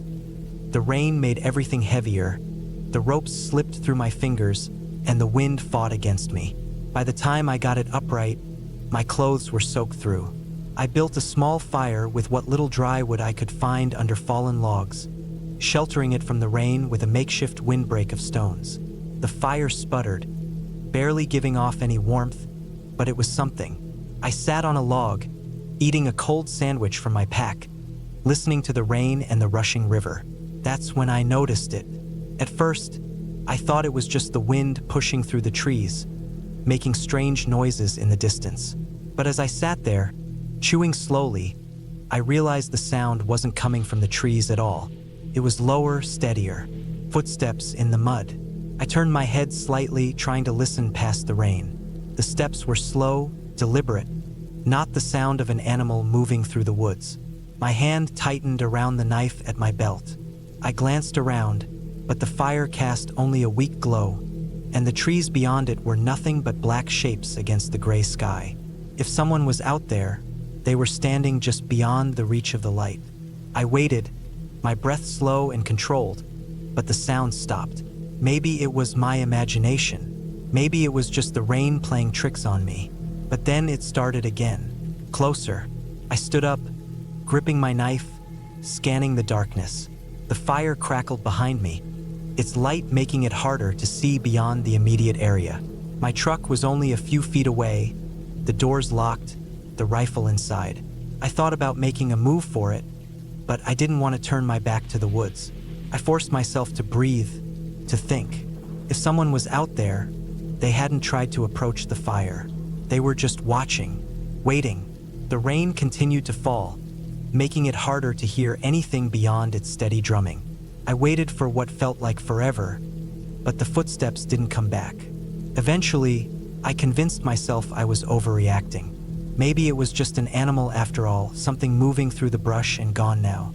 I sat back down, keeping my knife close. The fire burned low, and the rain made me too cold to sit still. I decided to turn in for the night, crawling into my tent and zipping it up tight. My gear was inside with me, my knife tucked into my sleeping bag. I lay there, listening to the rain hammer against the tent. Sometime in the night, I woke up. Something was outside. It wasn't the rain or the wind this time. It was breathing, close. I didn't move. My hands slowly found my knife, my fingers wrapping around the handle. The breathing was just outside the tent wall, low and steady. Whoever it was, they weren't trying to be quiet anymore. They were letting me know they were there. I held my breath, waiting. The seconds stretched. The rain kept falling. Then, a slow, dragging sound, like a hand running along the fabric of the tent. My stomach clenched. I gripped my knife tighter. I could see the faintest outline of a shadow through the thin material. Someone was crouched right outside. I forced myself to move. In one quick motion, I sat up, throwing my hand against the side of the tent, making the fabric jump. The breathing stopped. Silence. I listened, every muscle in my body tense. Nothing. Then, footsteps. Fast, heavy, retreating into the woods. I unzipped the tent in one motion, knife in hand, stepping out into the rain. My fire was dead. The clearing was empty. I shined my flashlight around, sweeping the trees. No movement, just rain and darkness. But the footprints were there, deep in the mud, leading right up to my tent. I wasn't imagining it. Whoever had been out there was real. I didn't waste another second. I grabbed my gear, throwing it into the truck as fast as I could. I didn't care that my tent was still standing. I left it behind. I climbed into the driver's seat, locking the doors, my hands shaking as I turned the key. The truck rumbled to life. My headlights cut through the rain, illuminating the clearing. And that's when I saw him, just beyond the tree line, standing perfectly still, watching. I slammed the truck into reverse, my tires spinning in the mud as I backed onto the road. My heart pounded so hard I could barely breathe. I didn't stop. I didn't look back. I drove through the rain, down that winding dirt road, not stopping until I hit the highway miles away. Only then did I finally pull over, my hands still gripping the wheel, my breath coming in fast, shaky gulps. I don't know who was out there that night. I don't know what they wanted, but I never went back to that campsite again.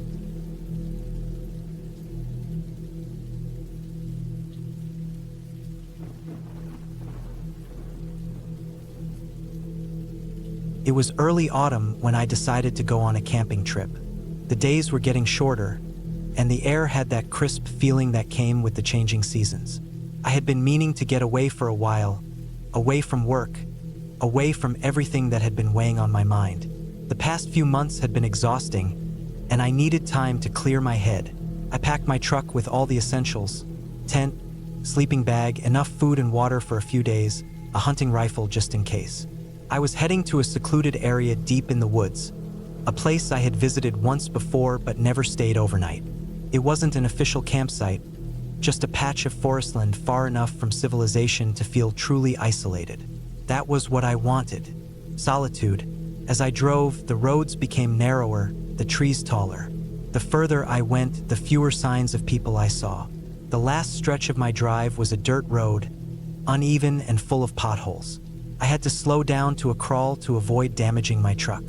It was around this time that I passed my old boss's campsite. I recognized his truck immediately. A black Ford, covered in dirt, parked just off the road near a clearing. I hadn't seen him in years. He had retired unexpectedly, just up and quit one day without any warning. It had been strange at the time. He wasn't the type to just walk away from a job, but he had, and no one ever really knew why.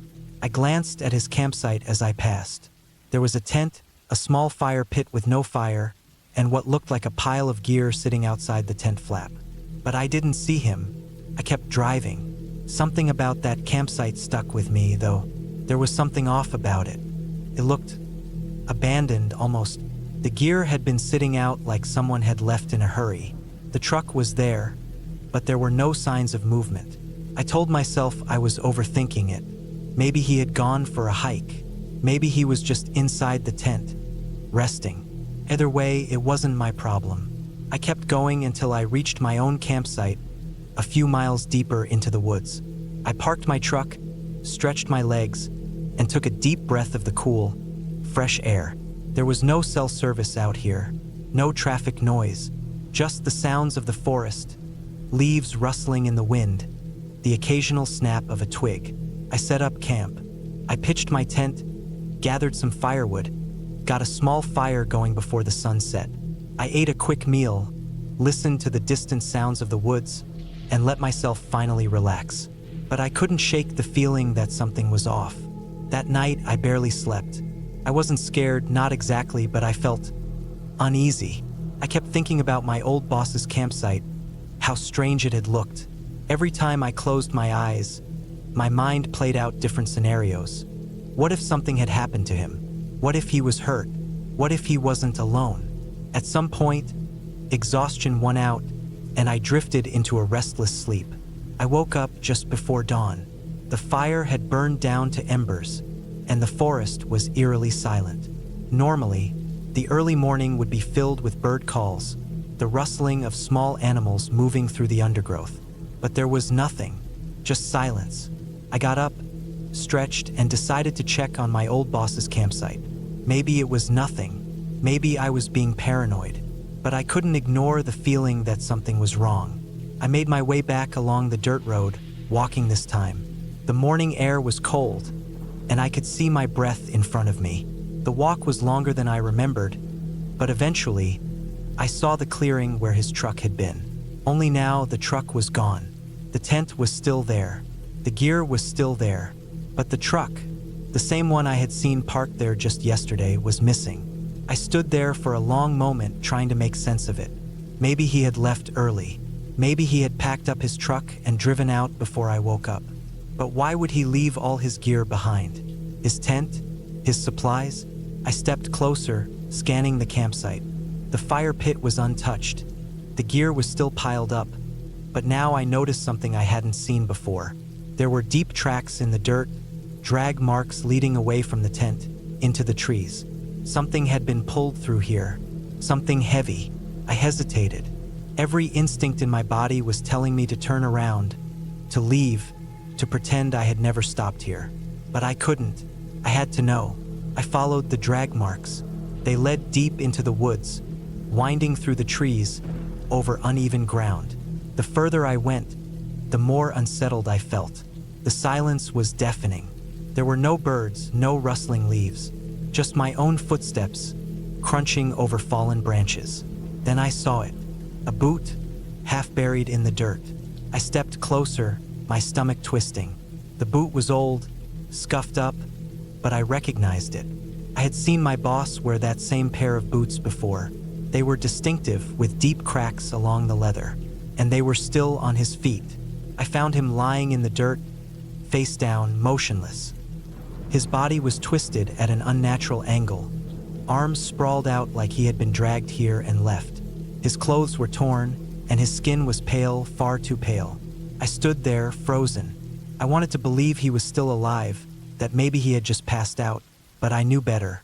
I turned and ran. I didn't stop until I reached my truck. I grabbed my keys, threw myself inside, and locked the doors. My hands were shaking as I started the engine. I didn't even bother packing up my campsite. I just drove. I didn't stop until I was miles away, back on paved roads, back in a place where I could get cell service. I called the police. I told them where to find him. They asked me questions, too many questions, but I didn't have answers. I didn't know what had happened to him. The official report ruled it as an accident. Maybe he had fallen, gotten injured, and died from exposure. Maybe he had been attacked by an animal. But I don't believe that, because when I think back to that moment, to when I found him lying there, there's one detail I can't forget. His truck was gone, and someone had taken it. Whoever had been out there with him, whoever had dragged his body into the woods, was still out there, and they had left in his truck. I don't go camping anymore.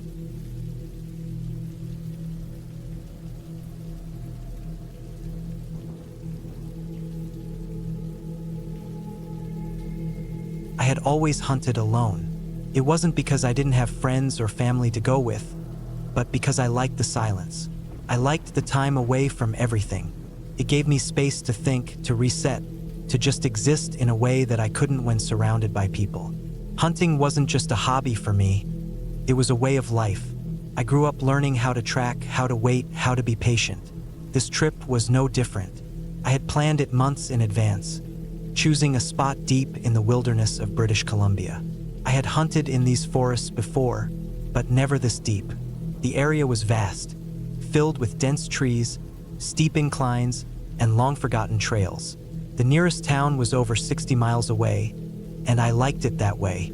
No people, no distractions. I packed light but efficiently. My rifle, my sidearm, a good amount of ammunition. A tent, sleeping bag, cooking gear. Enough food to last in case the hunting didn't go as planned. My GPS, my map, my compass. I wasn't some amateur wandering into the wild without a clue. I knew these forests. I had studied the terrain. I had checked the weather reports. The drive out took the better part of a day. The last few miles were on an old logging road, rough and barely maintained. My truck handled it well, though, and by the time I reached the spot I had marked, it was late afternoon. I parked at the end of the road and took a moment to take everything in. The trees were thick, towering above me, their dark green needles swaying gently in the wind. The air was crisp, carrying the scent of damp earth and pine. I gathered my gear and set off into the woods. I had to hike about 5 miles to reach the area I wanted to camp in. A small clearing near a river. It was an ideal spot. Fresh water nearby, a good view of the surrounding land, and plenty of game trails crisscrossing the area. The hike was tough, mostly uphill, but I had done worse. By the time I reached the clearing, the sun was beginning to set, casting long shadows through the trees. I set up camp quickly. My tent went up first, followed by a small fire pit. I collected wood, enough to last the night, and got a fire going. The warmth felt good after the long hike. I cooked a simple meal, canned beans and some jerky, then sat by the fire, listening to the sounds of the forest. It was peaceful, the kind of peace that only the wilderness could offer. No cars, no voices, no hum of electricity, just the wind, the crackling fire, and the distant call of an owl. I went to bed early, knowing I had a long day ahead. My plan was simple: wake up before dawn, hike to a good vantage point, and wait. The area was known for elk, and if I was lucky, I'd have one by the end of the day. I fell asleep easily, the exhaustion from the hike pulling me under. But something woke me in the middle of the night. At first, I wasn't sure what it was. The fire had died down to glowing embers, casting faint light on the trees. I listened. The forest was never truly silent, but something was off. There were no crickets, no rustling in the underbrush, just silence. Then I heard it, a single heavy footstep. I stayed still, my hand moving slowly to my sidearm. My breathing was shallow, controlled. I knew better than to react too quickly. I had seen bears out here before, even mountain lions. But this didn't feel like an animal. Another footstep, closer this time.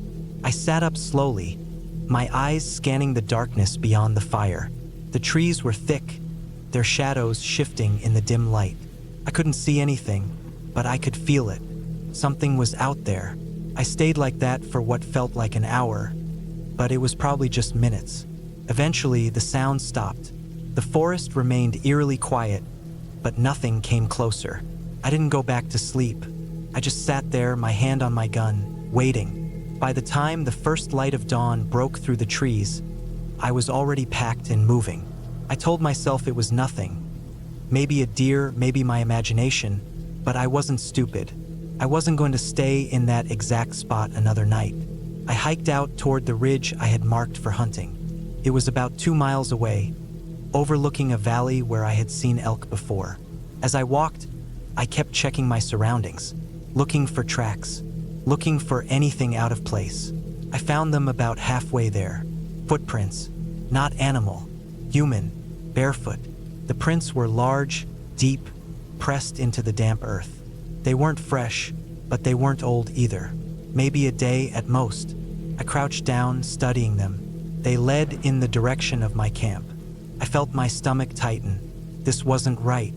I was miles from any trails, any roads. No one should be out here, especially not barefoot. I kept moving, faster now, reaching the ridge just as the sun rose higher. I settled in, scanning the valley below with my scope. But my focus wasn't on the elk anymore. I felt watched. The hours passed. I saw movement in the distance. An elk, just as I had hoped. But I wasn't thinking about the hunt anymore. I couldn't shake the feeling. I waited until late afternoon before heading back, taking a different route to my camp. The footprints were gone. Not covered, just gone. The ground where they had been was disturbed, like someone had brushed them away. That night, I didn't sleep. I kept the fire going, my rifle across my lap. Nothing happened. But the next morning, when I stepped out of my tent, I saw them. New footprints, right outside my tent. I left that morning. I didn't pack properly, didn't even eat breakfast. I just grabbed my gear and hiked back to my truck. The whole way I felt watched. The feeling never left, even as I started the engine and drove away. I never went back to that spot, and I never hunted alone again.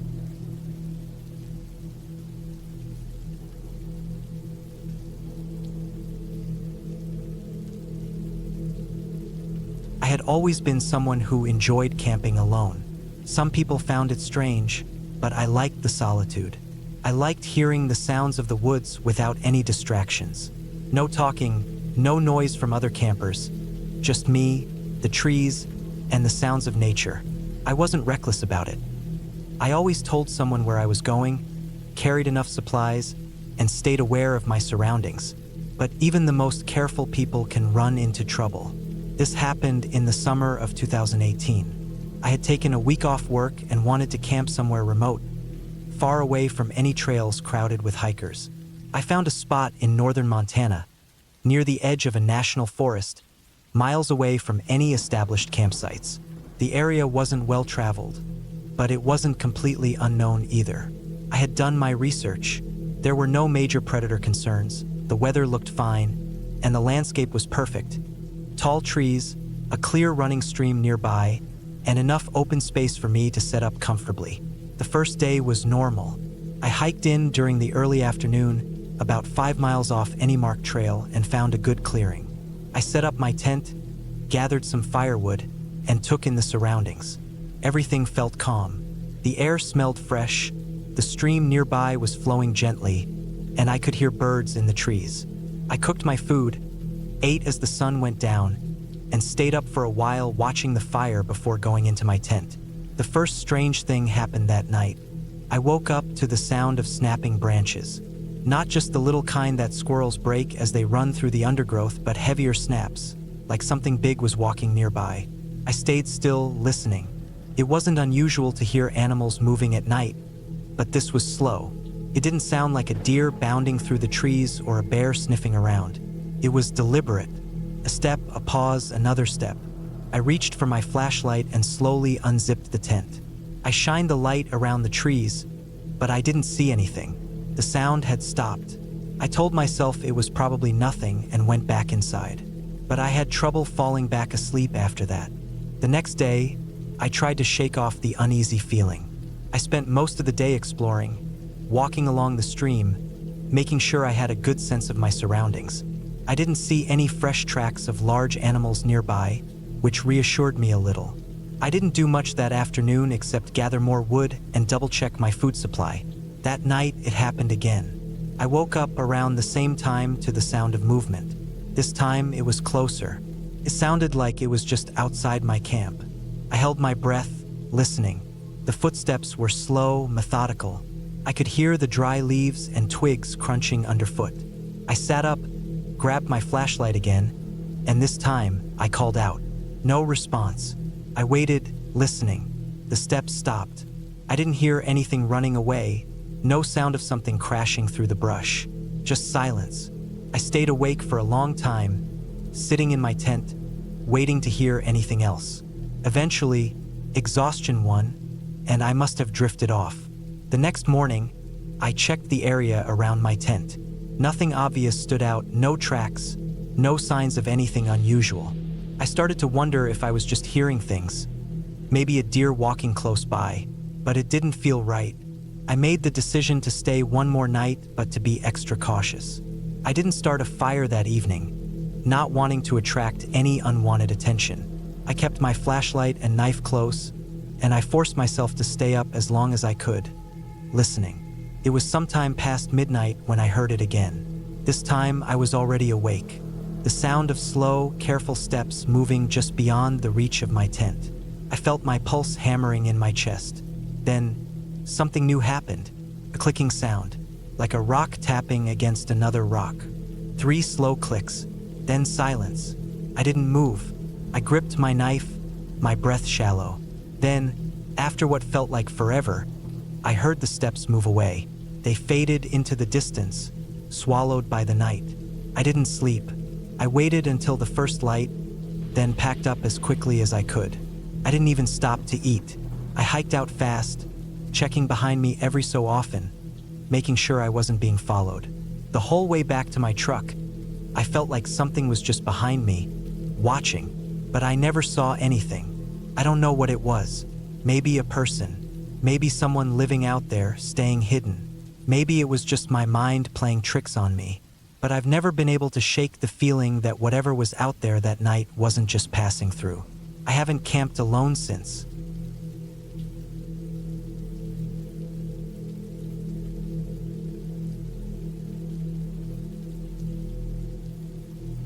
I had always loved camping.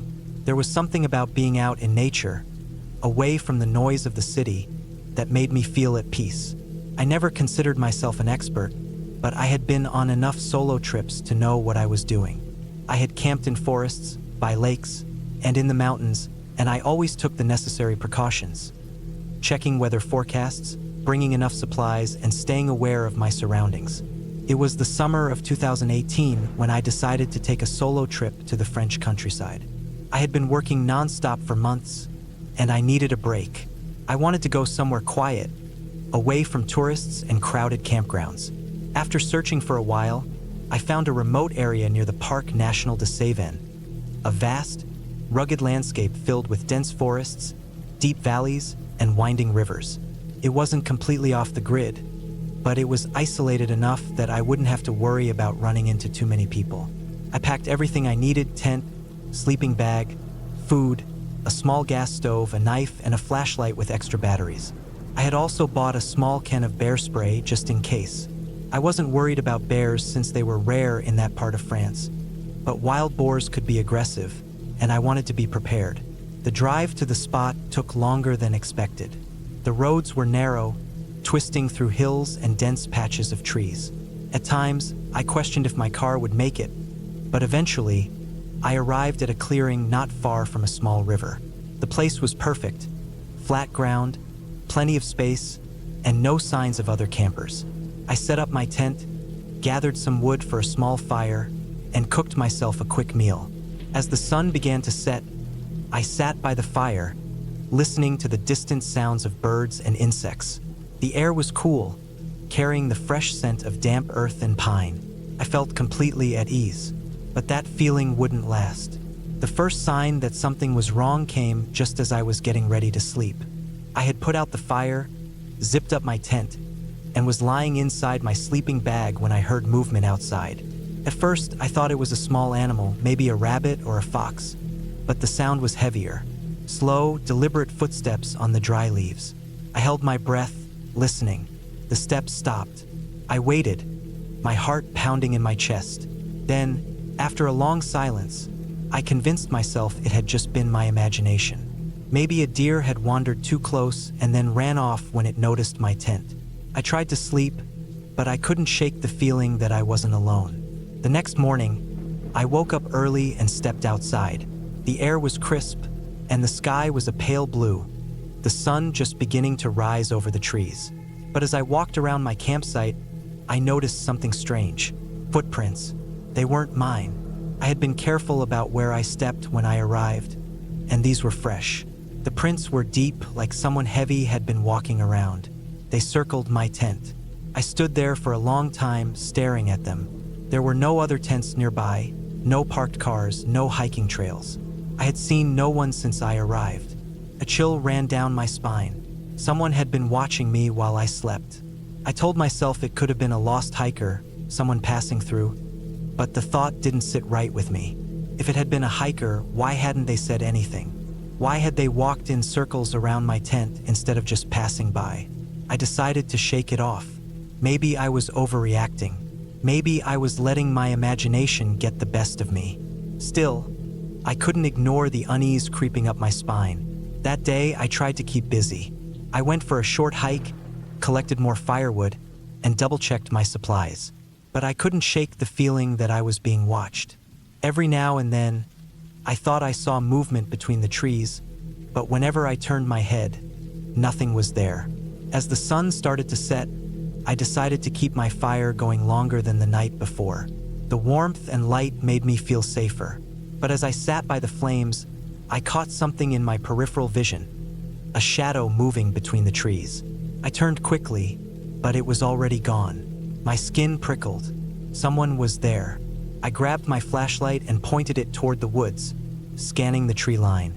Nothing. The forest was silent except for the crackling of my fire.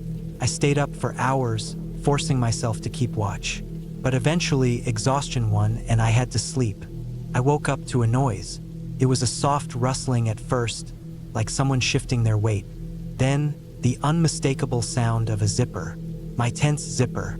I bolted upright, my heart hammering. The tent was dark, but I could hear the slow, careful movement of the zipper being undone from the outside. I grabbed my knife and held my breath. The zipper stopped. Silence. Then I heard breathing. Slow, steady breathing just outside my tent. My body locked up. I wanted to scream, to run, but I couldn't move. I just sat there, gripping my knife, waiting. The breathing continued for what felt like an eternity. Then, just as suddenly as it started, it stopped. I didn't sleep after that. I stayed in my tent, gripping my knife, waiting for the first light of dawn. When morning came, I forced myself to step outside. My firewood had been scattered. My backpack, which I had left zipped up, was open. My food was gone. And there, in the dirt, were more footprints. I didn't waste time packing up. I threw everything into my car and got out of there as fast as I could. As I drove down the narrow road, I kept checking my mirrors, half expecting to see someone standing at the tree line, watching me leave. I didn't stop until I reached the nearest town, where I checked into a cheap hotel for the night. It wasn't until I locked the door behind me that I finally let myself breathe. I never found out who was out there. Maybe it was some local messing with campers. Maybe it was someone living off the grid. Or maybe it was something worse. All I knew was that I wasn't going back. That was the last solo camping trip I ever took in France.